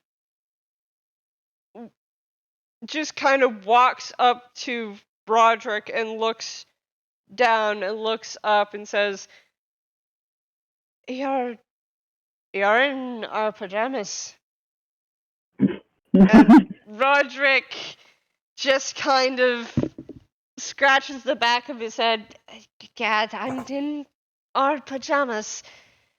Just kind of forgot to get dressed this morning. And Rags just kind of, yeah, sometimes that happens. Hi, Lincoln. How you doing? Rags says as he looks up at Lincoln. Wait. Rags said that? Yes, Rags said that. So the memory looks up and says hello to Lincoln. Lincoln, he's like, I'm doing good. Doing good? How you doing? How you been? Oh, I've been all right. After we left the cathedral, good time to take a break. So, Nom suggested visiting his home. It's pretty nice here. It is, isn't it? The sea is not far. Say again? He said, yeah, the sea is not far. There's this kind of, like, look on his face. This is clearly someone who has grown up by the sea and is definitely enchanted by the sea. And Roger's like, blink. Oh, is it? That's pretty exciting.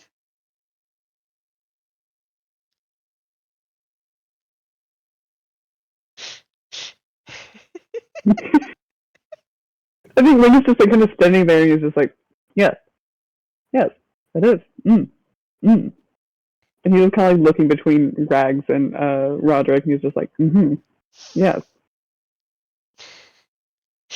Watching the tennis match. Yep, and Benethy appears right beside you, Lincoln.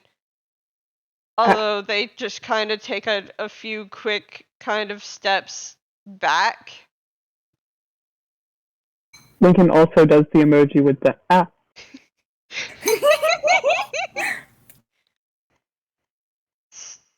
Sorry, sometimes my aim is not quite there. Hello. So, how do you know Knom?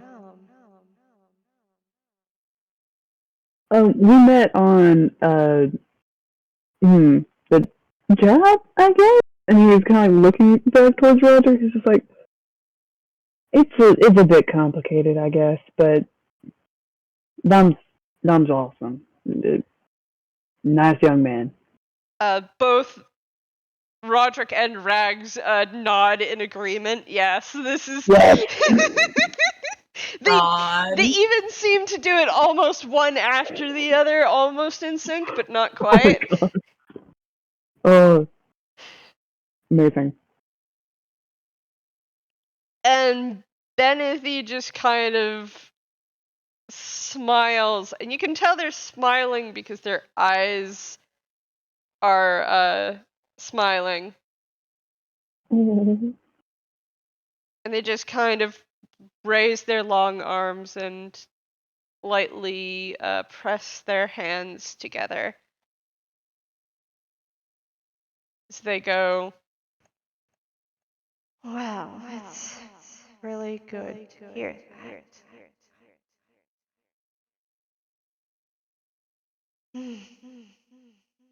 It's nice to know that Knom has found some pretty good friends on his travels."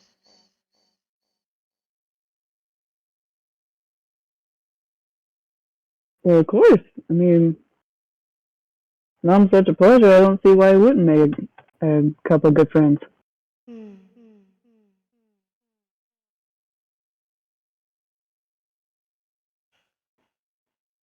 So where exactly are we, by the way?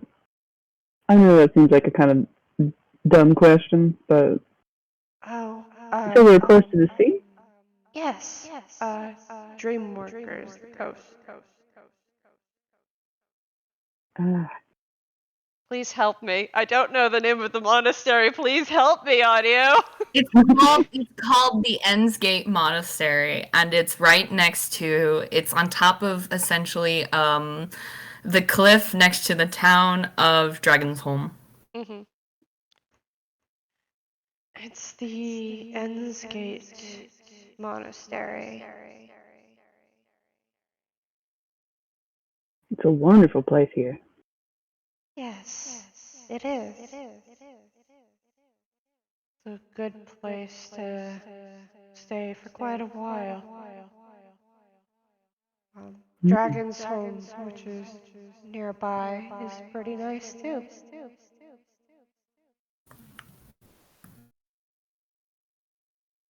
I see. Well, I might have to pay a visit, the town at least. They do this long kind of dipping kind of nod.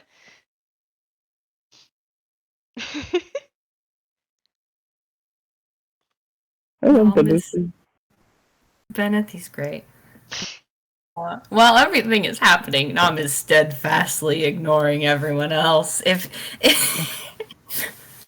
Knom is it's like steadfastly ignoring everyone else. Roderick is gonna look at Rags and look at Lincoln and just slowly start to walk over. Go. See, 15 plus what is 16. That's a 16 stealth. Lincoln is none the wiser. And That's neither really is bad. Rags. Although I do think that Benethy notices, but Benethy's not going to do anything about it. Except maybe look for a moment at Roderick as he slips away from the small group that's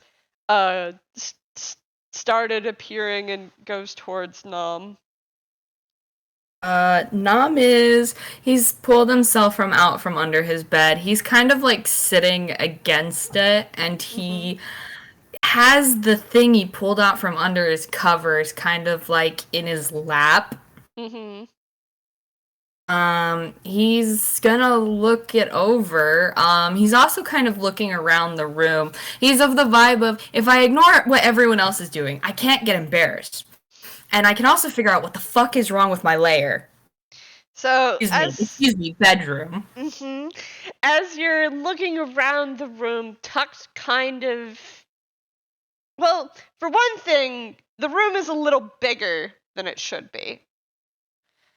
Mm-hmm. And for another, there's a door that shouldn't be there. Just beyond the bookshelf. Again, it like embedded in the wall. And Roderick just kind of sits down next to you, glances over towards where you're looking, goes, "Oh, that's the door out." Listen, a 16 beats his passive. Roderick speaks up, and Knom just does kind of like scooches sideways. I'm sorry. You're fine. I wasn't paying attention. I'm sorry. Hi. Hi. Yeah, that's so in these rooms there's a door in and a door out. The door out is usually locked by a puzzle or something.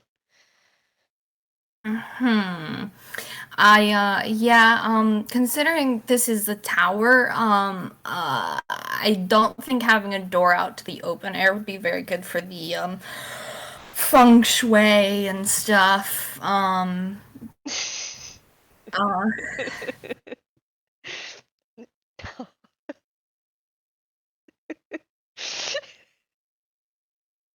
No, Roderick's just gonna shake his head a little bit as he laughs.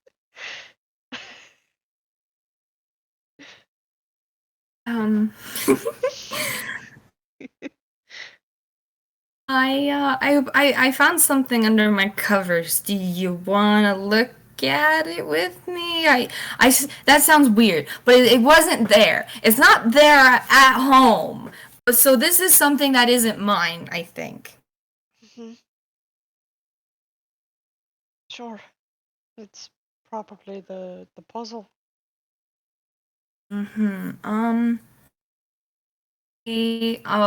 So, what is it, Heart? So it's a box, and as you're shifting through it, it looks like a bunch of puzzle pieces. Ooh. And as Knom is picking up some of the puzzle pieces, so there's like a rounded edge to one of them, and it's kind of golden like. And you start flipping over all the other pieces, and you realize that maybe if these weren't in pieces, it might be like a lock and a doorknob.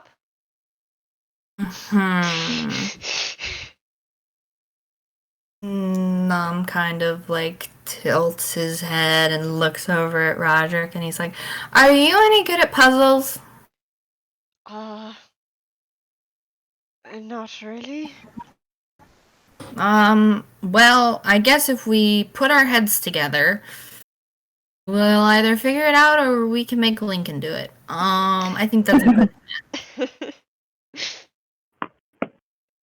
As Lincoln has mentioned, we're going to move the camera back to Lincoln, who's Hi, Lincoln. You Hello. don't realize that Roderick is gone. Rags is here and just kind of got his hands in his pockets. Benethy is here, and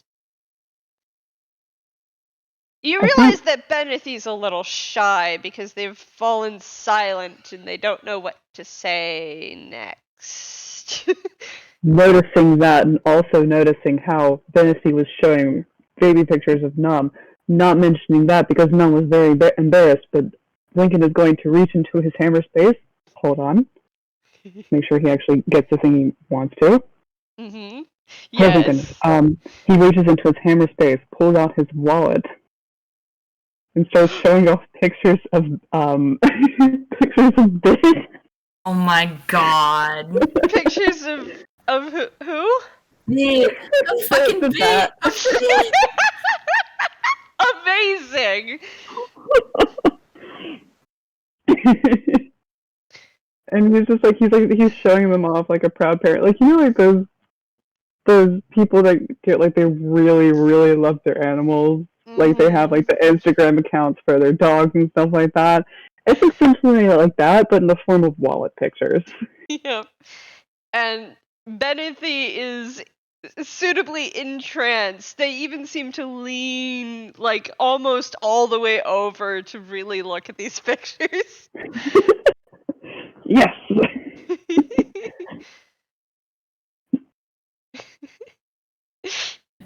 You won. This is bit after he got brushed, and this is bit when he decided to fly out in the rain. This is bit when he first tried ice cream. That was interesting. And he just keeps going.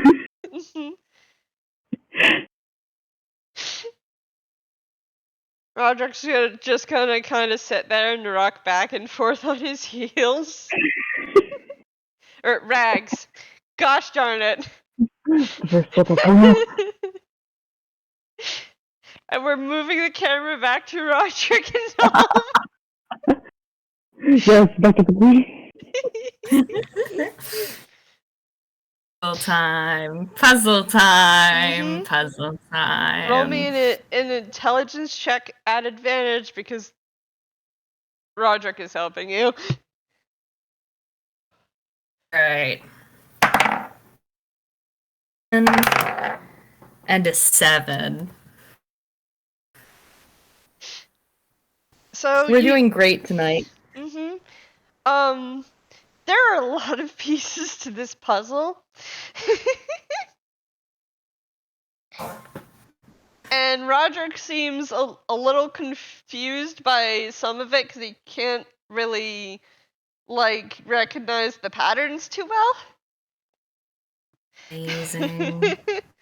So you've got some of the outside, but where Claire, the rest I'm gonna of the ask pieces a are. question. I'm gonna ask a question. And What? so they're sitting really close together, right? Mm-hmm. There you go. There's your answer of why this is going so poorly. Yes, they're sitting really close together.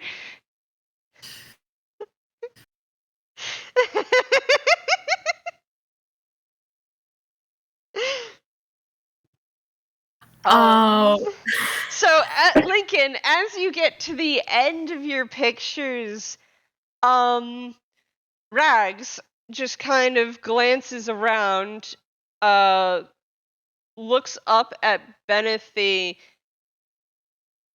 smiles up at Benethy and goes, can you give us a couple of seconds?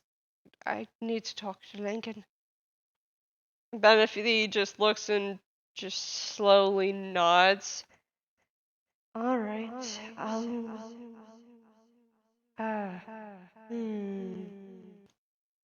And Benethy just kind of teleports. I'm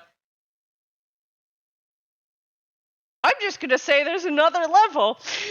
Benethy teleports up one level closer to the skylight. There you go. Nice. There's a balcony up there. You know, for better viewing of the stars. Of course there is. Exactly. And Rags glances up and then looks back at Lincoln and goes, so,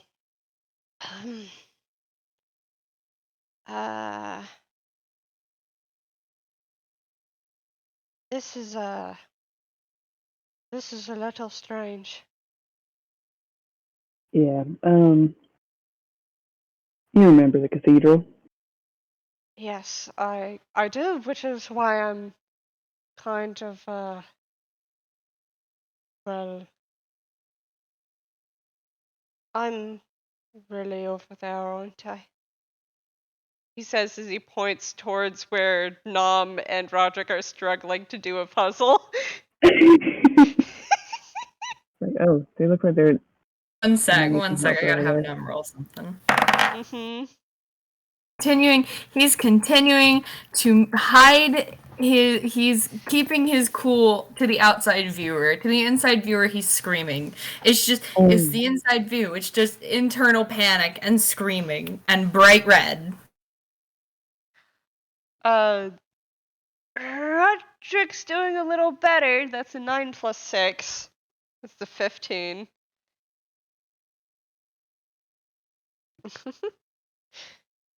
It's like, ooh, okay, looks like they're doing a little bit better. They're making some progress. You remember how weird the cathedral can be? Yeah. Well, he's just kind of like spread his arms, and it's just like, So that new level of weirdness. Yeah, that probably means that I'm not real. That's okay. Well, more like a memory. That doesn't mean you're not real. Well, this me is not real. And he holds out his hand, and you see the beginnings of the key sword forming in his hands, and then it breaks, and Rags nods. Yep. Huh. That's new. You're taking this surprisingly well. Well, I'm not real.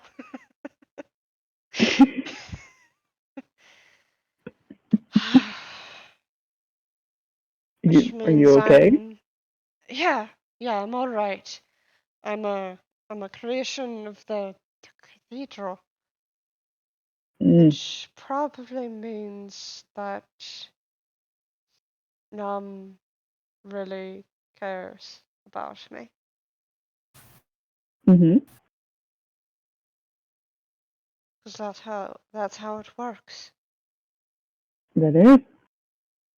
Cathedral takes people that mean a lot to you. Yeah. Flops them in here.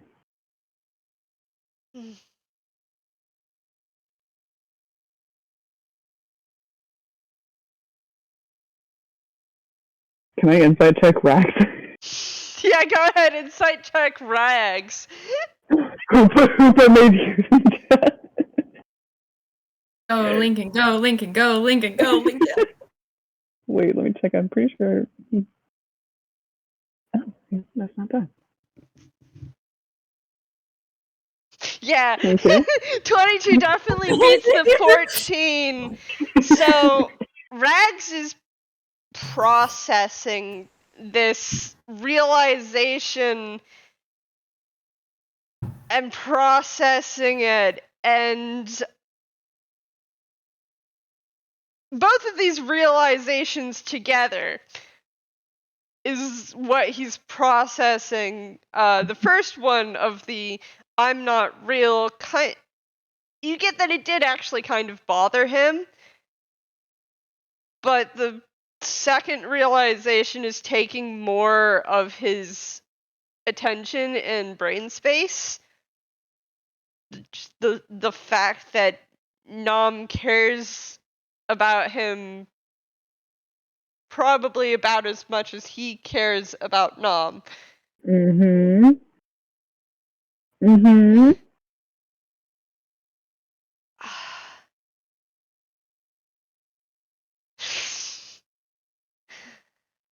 Well, I hope the real me over there doesn't screw it up, huh? I got faith in y'all. I think they might need your help with that puzzle, though. Yeah, I might want to go see if they need a hand. Mhm. And then Lincoln's gonna kind of like pat Rags on the shoulder and then head over to the puzzle. Mhm. Can Nom do another intelligence roll to see if it's improved any? Yep, intelligence at advantage. Roderick is still helping. Well, so the first one was a 14. Mhm. Second one was a nat 1. This one's going into dice jail. Oh, no. So I think that one might be pieced together with that one. Roderick, have you ever done a puzzle before in your life? No. Okay, well, Puzzles maybe at some and point we can... strategy games are not my. I don't even know how to play that stuff. Kat and Sears was playing it all the time, and I just kind of sat and watched, and everything kind of just confused me.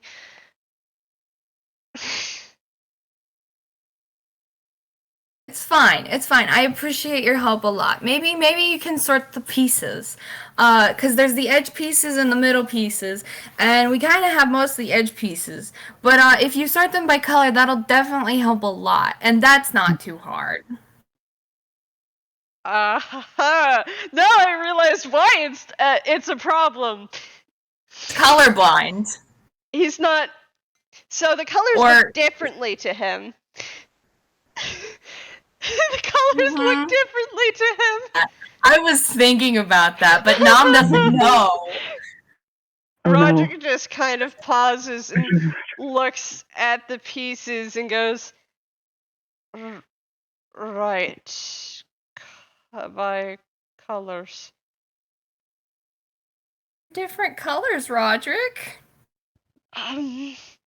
He picks up one that has like a little bit of green and a little bit of brown and a little bit of gold, and he shows it to Nom and he says, what colors are this? Nom kind of just does prayer hands, and he looks at Roderick and he's like, oh honey. No, he doesn't say oh honey, but he goes, oh Roderick, they're different colors. That's this looks like let's see, he looks at it for a moment. Red and brown? No, that's not brown. And he just narrows his eyes as he's looking at it, like he's trying to decipher something. Nom just like his face just slowly sinks further into his hands for a minute before he just reaches over and pats Roderick's shoulder. He can't fucking believe this. He asked a colorblind person to help him do a color puzzle. Is that green? Oh no.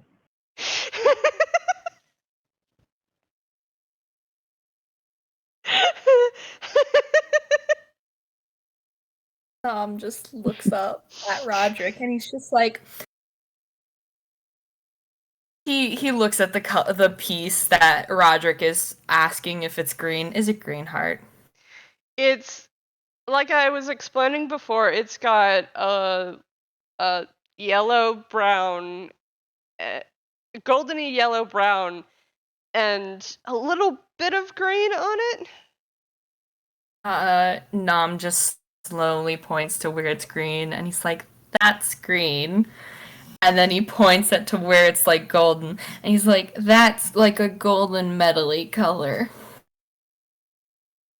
And Roger lifts up one of his hands and points to where it's brown. That's red. Oh no. Nom just slowly shakes his head. And Roger looks down at the piece and just kind of wrinkles his eyebrows.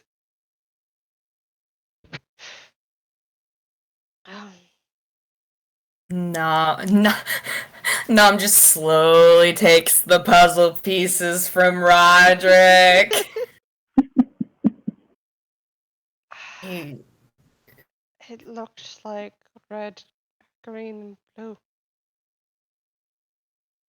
Maybe we should get your eyes checked at some point. You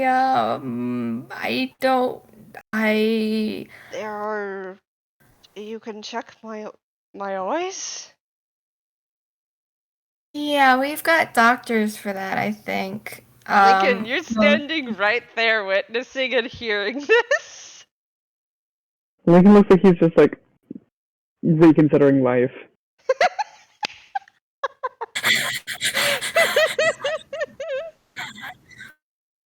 Like Lynn's off. He's just kind of standing there. He's just like.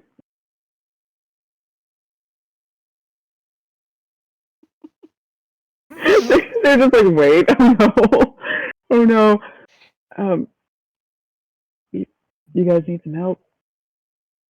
A little bit. Yes. All right, we'll see how good we'll see if he's done puzzles before. Do I need or roll intelligence? Yep, roll intelligence. No. Oh no.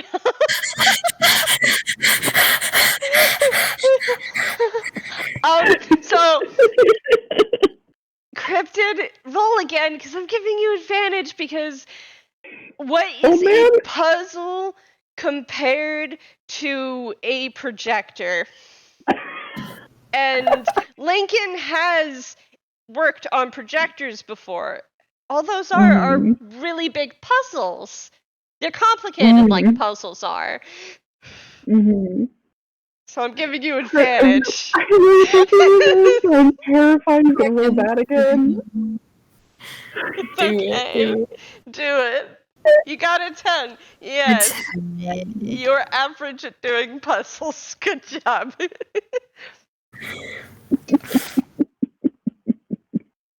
Nom probably just lets Lincoln go for a minute and goes, so Mr. Lincoln, you're not colorblind, are you? I don't think I'm colorblind. That's the thing. I don't think so, but I've recently lenses work a little bit different than eyes, and I'm a little confused. That is, as Nom very nicely saying that Lincoln's bad puzzle. Yeah, Lincoln, yeah, Nom is very kind of being like, you kind of suck at puzzles too, huh? Rogic reaches over, very gently pats Lincoln's arm like, it's okay, buddy. They're suffering together. Yup. Man, I gave you guys the puzzle because this is what you suggested, Audio, for one of the puzzles. Amazing. Can Nom roll again? Can Nom try again? Nom rolls with advantage because Lincoln is helping. Yes. Amazing. Okay, so we have a 7 and a 17. Hey! So these are intelligence checks, right? Yeah, these are just solid D20s. Yeah. Just solid D20s all around. We have no bonuses.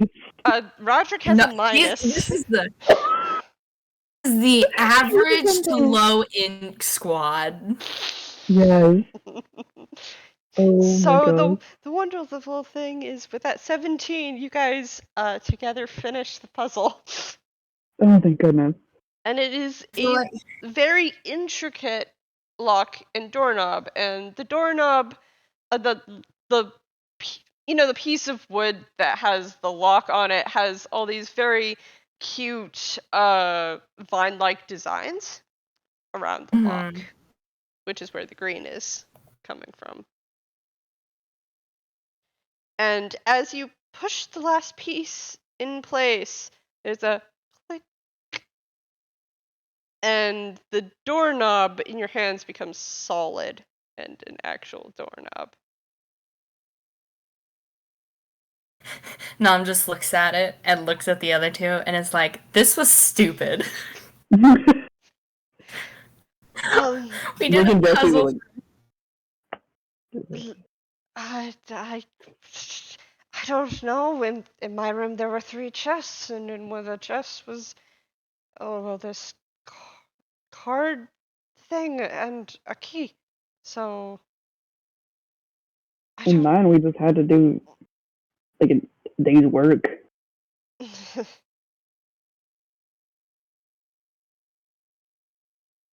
I still think this was. It's a doorknob. Yeah, I know. It's weird. You just gotta roll with it. Yeah.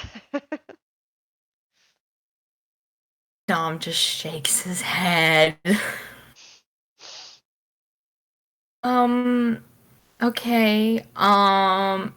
So did we do it, or? I mean, I'm guessing we have to put it on the door, but do we have to do anything else? I could let Bit do a quick run around and see if there's anything else hidden. As you guys are talking, there's a and Benethy is now standing right over you. And just kind of looking down at you with their head tilted. Hi, Benethy. Hi. I see you finished the puzzle. Did you enjoy it? Well, we learned something new about Roderick, so if anything, it was a great learning experience, Benethy, and I greatly appreciated the chance to have it.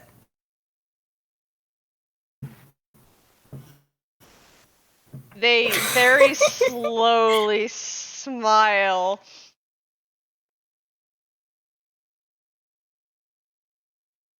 Good, I'm glad. It's an interesting puzzle that I made for you. Nom is rethinking the fact that he called it stupid.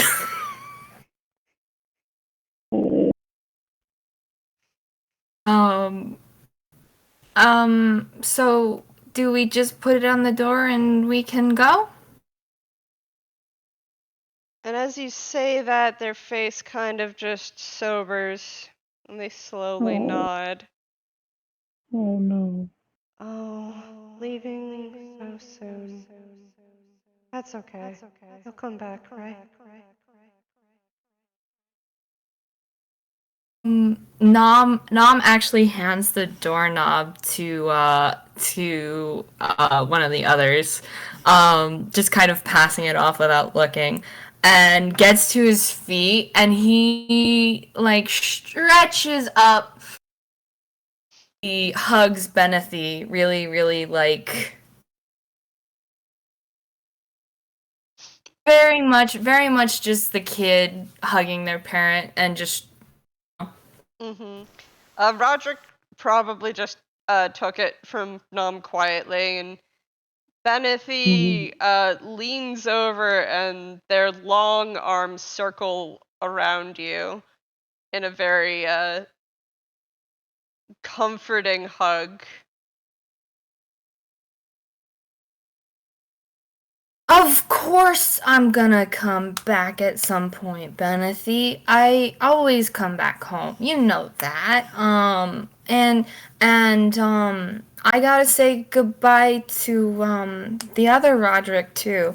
And I'll give you another hug before we go, okay? Good.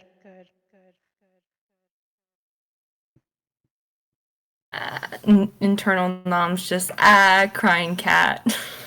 And as they withdraw a little bit, they kind of just pet your head, and then they withdraw further and stand straight up, and they look over at Lincoln and Roderick and lift one hand and point. Stay out of too much trouble.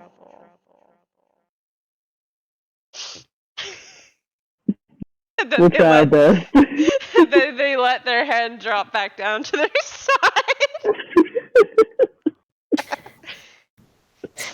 Very quietly, was that a threat? Also, Hart, I have a question. Yes? How old is Benefy? You don't know. You don't know. You don't know how old Benethy is, and as you're trying to discern, there's a and they teleport to the bookcase and start kind of just looks like they're actually sorting the books by alphabet or trying to find one of them. And Rags is just kind of still in the front part of the room, looking like he's doing a thing. He's having an existential crisis.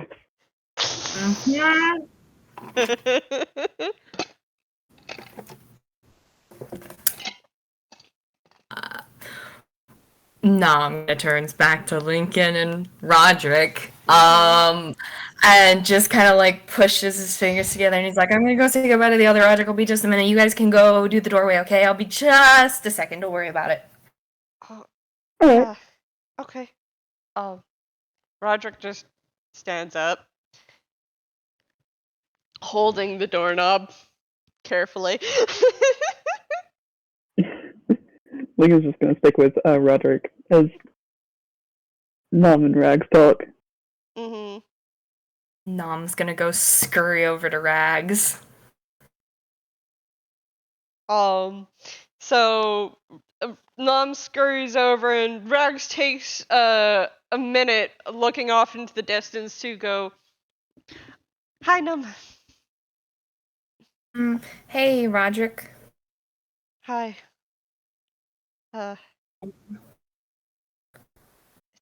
It's okay. I know I'm not real. It's weird. I mean, you're plenty real. I mean, you know, It's all right. is a dream real? Only while you're in it. Well, then you're real.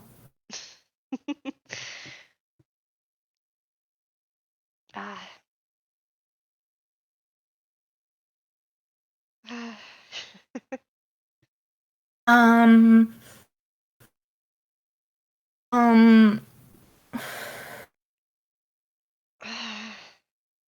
Here, lean over. What? Lean over. He like gestures for Roderick to lean over. Rags just kind of Rags. leans over. I'm using Rags. His name is still Roderick. It's just Rags is the memory. Just for simplicity's sake. He leans over.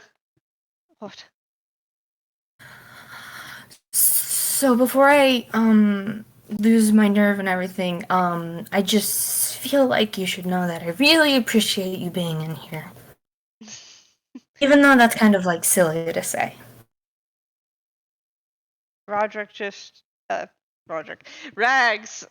just reaches up and cups Nom's shoulder and lightly squeezes it.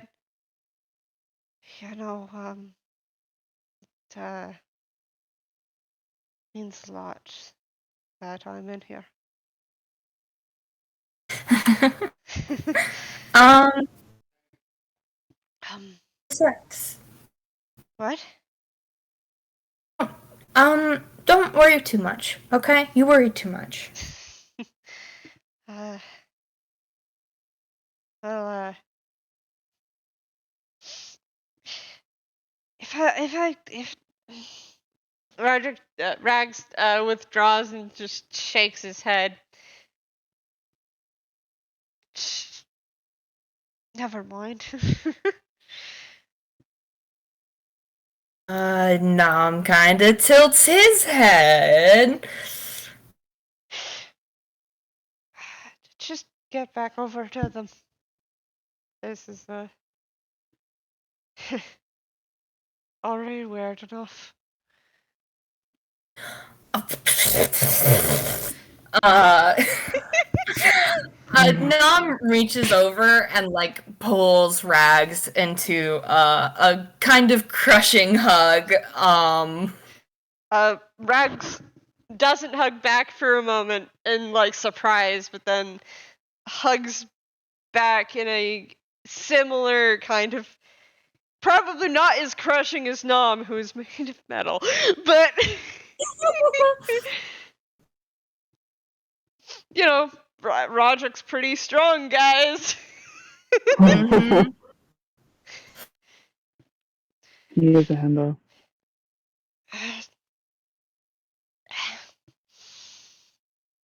I know you don't want to go too fast, but don't let me think about, I don't know, don't let me wallow, okay?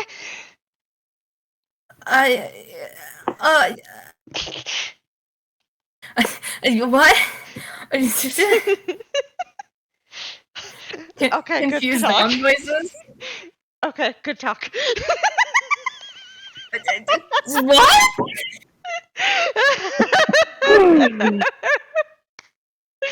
And Rags just kind of starts withdrawing. Mean? What do you mean? Get back here! And Rags stops and looks at Nom, and then looks at himself, and then looks back at Nom again.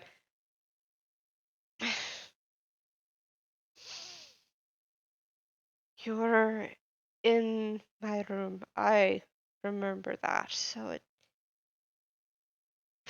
it's something that did happen here at the cathedral, which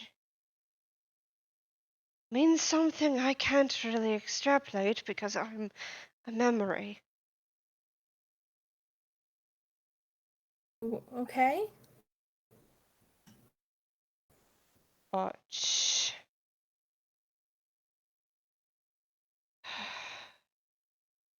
something real fucking significant, because I'm pretty sure if you weren't around me, for example, the other person in my room would have been Sears.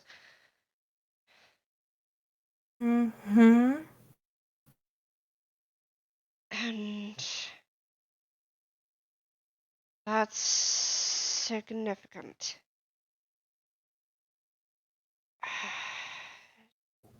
Nom opens his mouth, and he thinks for a second, and he shuts his mouth, and he's thinking to himself a little.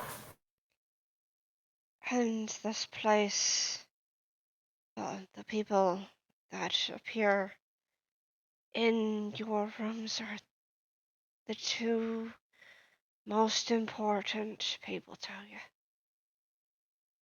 The ones you care about the most.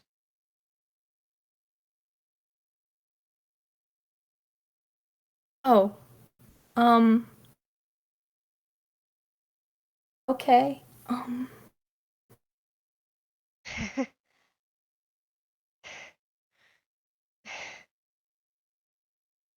Mm, Good talk. Rag starts trying to withdraw again. Knom this time is just like so at a loss for words. He just kind of like stands there for a second. When your memory is trying to be like, hey, say something, hey, but can't actually say it. Oh God! No, I'm just like he's just standing there for a second, just watching, and then he just kind of. I'm gonna have him roll a thing because he's gonna do this because he's just like that. Okay, that's a 2. Before Rags is completely gone, Knom reaches into his hammer space. And he pulls out a ball of red yarn and he grabs Rags's hand. And he's like, hold still. Actually, hold this. And he kind of shoves the ball of red yarn at Rags. Okay. Roderick, standing by the door, is kind of just looking around where Benethy's sorting through books, kind of just watching this, and looks up at Lincoln like, what's going on? Can you see any better than I can? Lincoln just shrugs. But also he's just like, he's looking over you, he's like, oh. And then he looks back at Roger and he's just like, Wonderful. Okay. And he's like, nope, that's not mine. That's them. That's up to them. God bless Lincoln. So Knom is going to. He's going to take the end of the yarn. He's gonna wrap it a couple times around Rags's pinky, and then he's gonna tie it in a bow. And then he's going to pull out a little bit of length of yarn, and wrap it around one of his fingers, presumably his pinky, a couple of times, and then he's gonna tie it in a bow there. And then he's going to cut the yarn where it's attached to the ball. So it's currently tied their fingers together. And then he's going to cut the two string bows apart, and he's gonna be like, cool.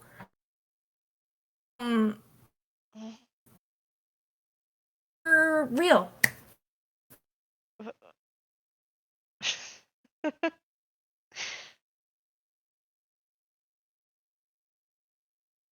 All right.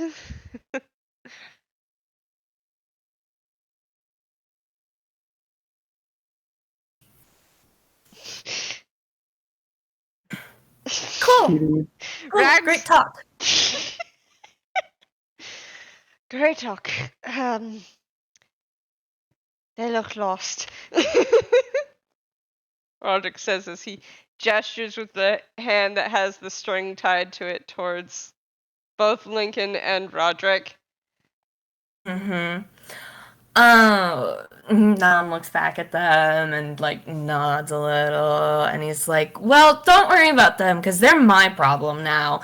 I hope you had fun looking at my baby pictures, I guess, because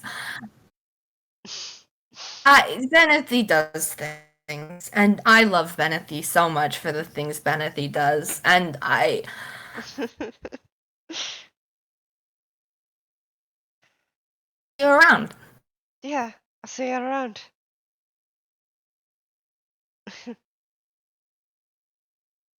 And he just kind of goes over to the planter and starts looking at the plants. Because he's genuinely interested in those. Because Roderick has a proficiency in nature. I'm from around Einquell, so that'll be fun. It's very interesting. And Knom heads back to the other two. Benethy,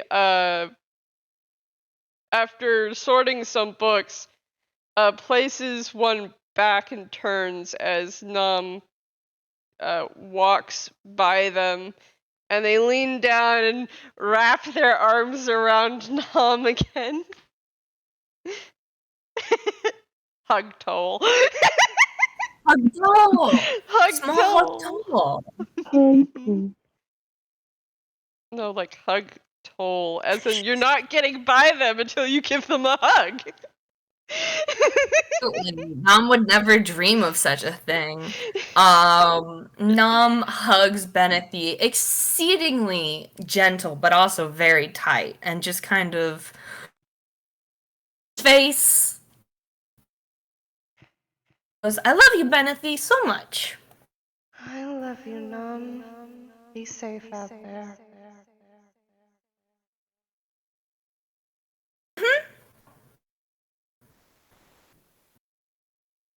And they press their blocky head against yours for a little bit, and then they withdraw very slowly. I nodded, and then I promptly forgot you couldn't see me. I promptly remembered you couldn't see me nodding. But yeah. And yeah, now they're standing straight again, and they've gone back to sorting the books.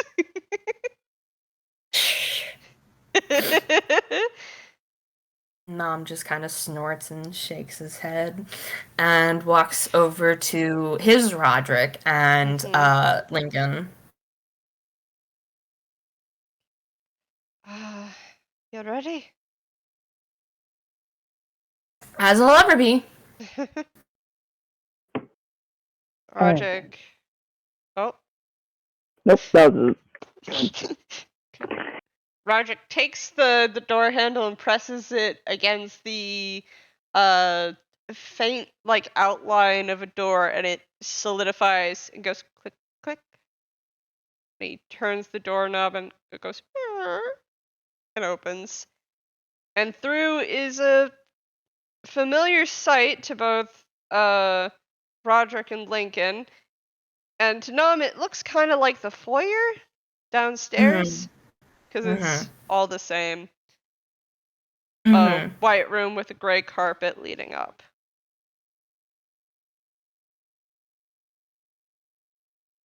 And Roderick walks through and holds the door open.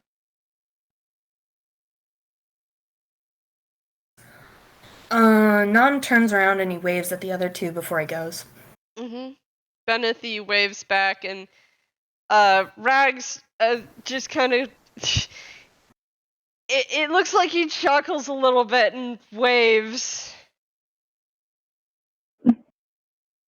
Yeah, Lincoln just tips his head and walks out. And Roderick closes the door behind Lincoln.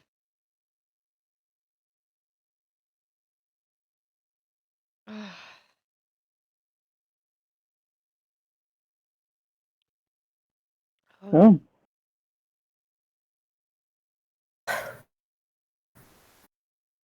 What now? I suppose we head back upstairs? I know we shouldn't go up those ones. Oh, He definitely says not. as he points at the staircase ahead of. What's so bad about those? They kind of steal your memories? Yeah. Not a fun time. Wouldn't recommend. 0 out of 10. No, why don't we take the other set of stairs? Naomi said something about talking to the Vex's guy. If they're a guy, is he a guy? I don't know. And Dr. Vex isn't there. Yes. That is what she said, and I promised Tutu Kid that I'd try to find Clink Clink Bernard with them. That's something. Oh no. Yeah. I don't know who that is, but and Nom kind of like lightly punches Roderick's shoulder. He's like, "You need to talk to you should find Sirius. You need to talk to Sirius. You said you wanted to talk to Sirius, right? And also you really need to talk to Sterling because oh my God, a lot of things. So many things you need to talk to that guy about. He's goodness, Roderick, you wouldn't even believe. Like there was the whole thing with the darkness and the darkness. He got possessed by the darkness. Okay, so I really have to talk to him. All right. Yeah, and if you ever meet anything called Rose trying to talk to you in the middle of the night, you just shut that door and you walk away. You just don't even bother. No. The only one who talks to me is Kai, and we share a body, so that's probably not a problem. I'm gonna need a drink.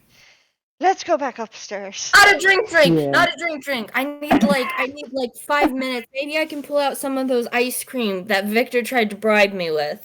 And we can just sit and have ice cream. I think that's a great idea. I think ice cream's a great idea. We can go find the cat guy or whatever, and we can have ice cream. And I can put on That some sounds actual clothes. Yeah, let's go do that. Yeah, let's head upstairs. Then that sounds like a plan. And I'm gonna time skip you guys to finding the seam for the door and going back upstairs. Do you want to do anything else before we end this? Because it's going to be a little while before you can actually talk to Vexus, and a little while before Roger can even start to talk to Sterling. Mom's gonna corner Lincoln, like not corner Lincoln, but shoot Lincoln a look about earlier. About the Roderick meet Roderick. Yeah. Okay, well, Roderick has excused himself to change. There is actually no one in the resting room anymore. That's fine. I'm sure that's fine. I'm sure nothing has gone terribly wrong. You know what? We'll find out. Roderick isn't in the room. Nom probably just turns to Lincoln and is just like, "What do you know? What do you know? What do I know about what? Sorry, I won't play coy. Sorry, I won't. Nope, I won't do that. I won't do that to you. I just know that you're both really nice young men. You should go for it. You know what? I'm actually done with this conversation. Thanks, bye. Hey! Wait! Hold on. I didn't mean to... that's all I'm going to say about it. I'm not going to say anything else. And by the ride itself, I will not mention anything to Roderick. Alright? Sure. I'm not gonna make you pinky promise or anything because that's a bad idea. We can. No, it's fine. Alright. I just don't even know. Listen, okay? I know that apparently I'm important to Roderick, but I don't know how, and I do not know how to talk to him about this sort of thing, because I was literally the person to talk to him about this sort of thing and introduce the concept to him, because he didn't even understand the concept. So then it's like,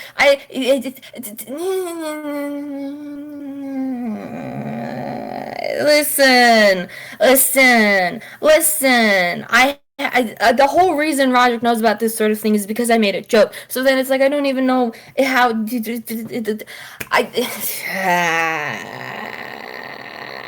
he just kind of like puts his head in his hands. Hey, it's okay. Everything works out in the end. And if you need time, you take all the time you want. But don't give up on him just because of uncertainty. I appreciate you very much, Mr. Lincoln. I'm also just a very anxious person, and there's a lot. That's why I said it takes time. You do it when it feels comfortable with you. All right? Yeah, No sooner.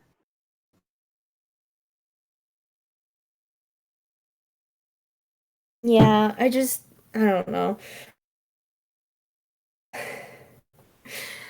Ow. Would you believe me if I said I understood it a little bit? He kind of just you were married once apparently. Yeah. It took me, well, saying it took me, she's the one that had to ask. I was too scared. Yeah, well, we apparently have that much in common. So, with any luck, oh gosh, I don't want to assume anything, you know? Roderick's really nice, and we've only been friends for a little while, so then it's like, Yeah,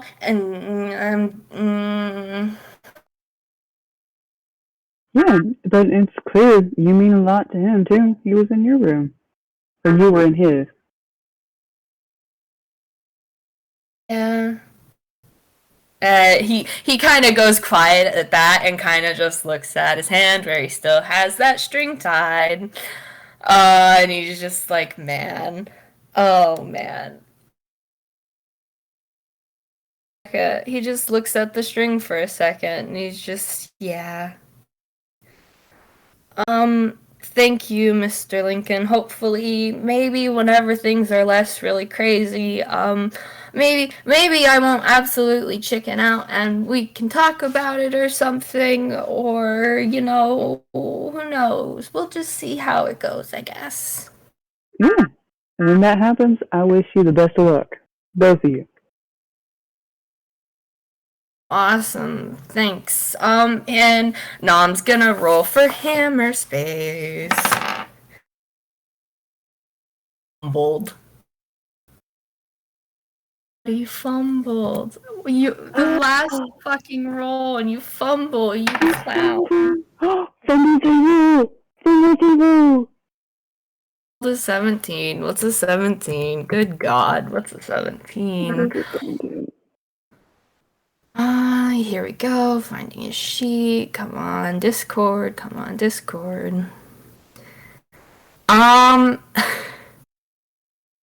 it's a bunch of letters. He goes to pull out what you can only presume is a stuffed animal, and he pulls out a bunch of letters. And you know what? Just for fun and flavor, well, they're very clearly not written in common, but Weird. a lot of letters, and one of them is from apparently someone who writes in bright orange coppery ink. Lots of flourishes and doodles and keys and hearts and what looks to be symbols of the light. You aren't sure, but Nom quickly stuffs those back in his pocket, and he's just like, no, I didn't want those of all the times. And you're not gonna believe this. He fumbles again. Wait, no way. Very sorry for continuing to prolong this. He's just decided that it's time to It's a bit. He pulls out another sweater and he stares at it for a second. You can feel the life leaving him as he just stares at it, and he's just like, this isn't what I wanted either. Like, it's just like, that's a lovely sweater. Thanks. And then he fumbles for a third time. He fumbles for a third time. God damn it, Nom. He's all out of sorts, everybody. He's all out of sorts. So with an 8, what does an 8 give you, kid? Oh my god, what does an 8 give you? A giant yarn ball, and he stares at it for a second, and he's just like, I give up. You can do it. You can do it. I believe. 4th time's the charm. God, I wish I was a bard so I could give inspiration for this. He's just like, I really hope this works. Oh, technically he fumbles again, but because of the rules, you can only technically fumble 3 times, right? I don't want to keep this bit going. You don't have to keep the bit going. Go ahead and get the item. I tell you what, just for fun and flavor, he starts to pull out with probably the wrong thing, and then he stops, and he just... Oh, I know what I want to pull out. I know what I want to pull out. I can pull it out. I'm not gonna fuck this up. I can do this. And then he reaches in his hammer space and he pulls out a crocheted bat. Done in like iridescent white kind of yarn, and he just hands it to Lincoln, and he's just like, I'm sorry, that took forever. Clearly I am we're doing great on the handling emotions thing today. Lincoln takes the bat and he just kind of like looks at it, and he's like, "Don't worry, it was worth the wait." Did you make this? Yeah, I did actually. Excellent yeah. craftsmanship. Oh, thanks. I have a lot of time to make things occasionally, so I've made a lot of them. Wow, that is incredible. Thank you. And he tucks the bat into his coat where his hammer space is for safekeeping. Hell yeah, hell yeah, hell yeah. They're friends now, I guess. Definitely. They're friends now. Roderick comes out of the the hidden doorway at the end of the hall, and just kind of goes over to his pack and reconnects the bedroll to the pack. He's wearing a different shirt today. It's not purple. It's blue. It's blue. Blue. It's a blue shirt, and it's it's kind of like tunics. Yeah, D&D tunic. Actual regular D&D wear. He's wearing that, and and he's shrugging on the green jacket, because the green jacket's actually his leather armor.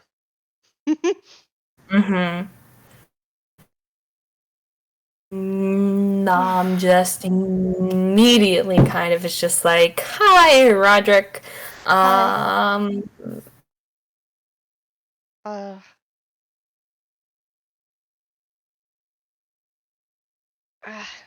Yeah.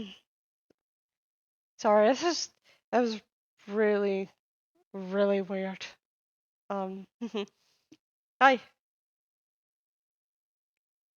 You know what we could do while we're waiting for people? We could find things of different colors and see what colors you think they are, and maybe get some sort of idea of like how your vision is different and stuff. And I think that would be really helpful. Do you want to do that? Yeah.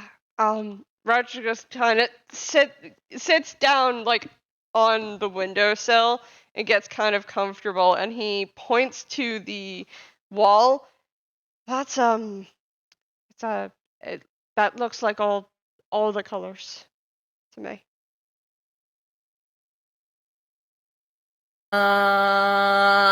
You know what? Maybe that's just a weird magic thing. We'll come back to that. How about that? What do you think, Lincoln? We'll come back to the weird light wall, okay? What do we think?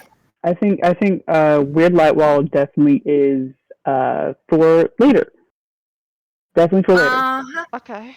And we can definitely close out the FPS minigame now.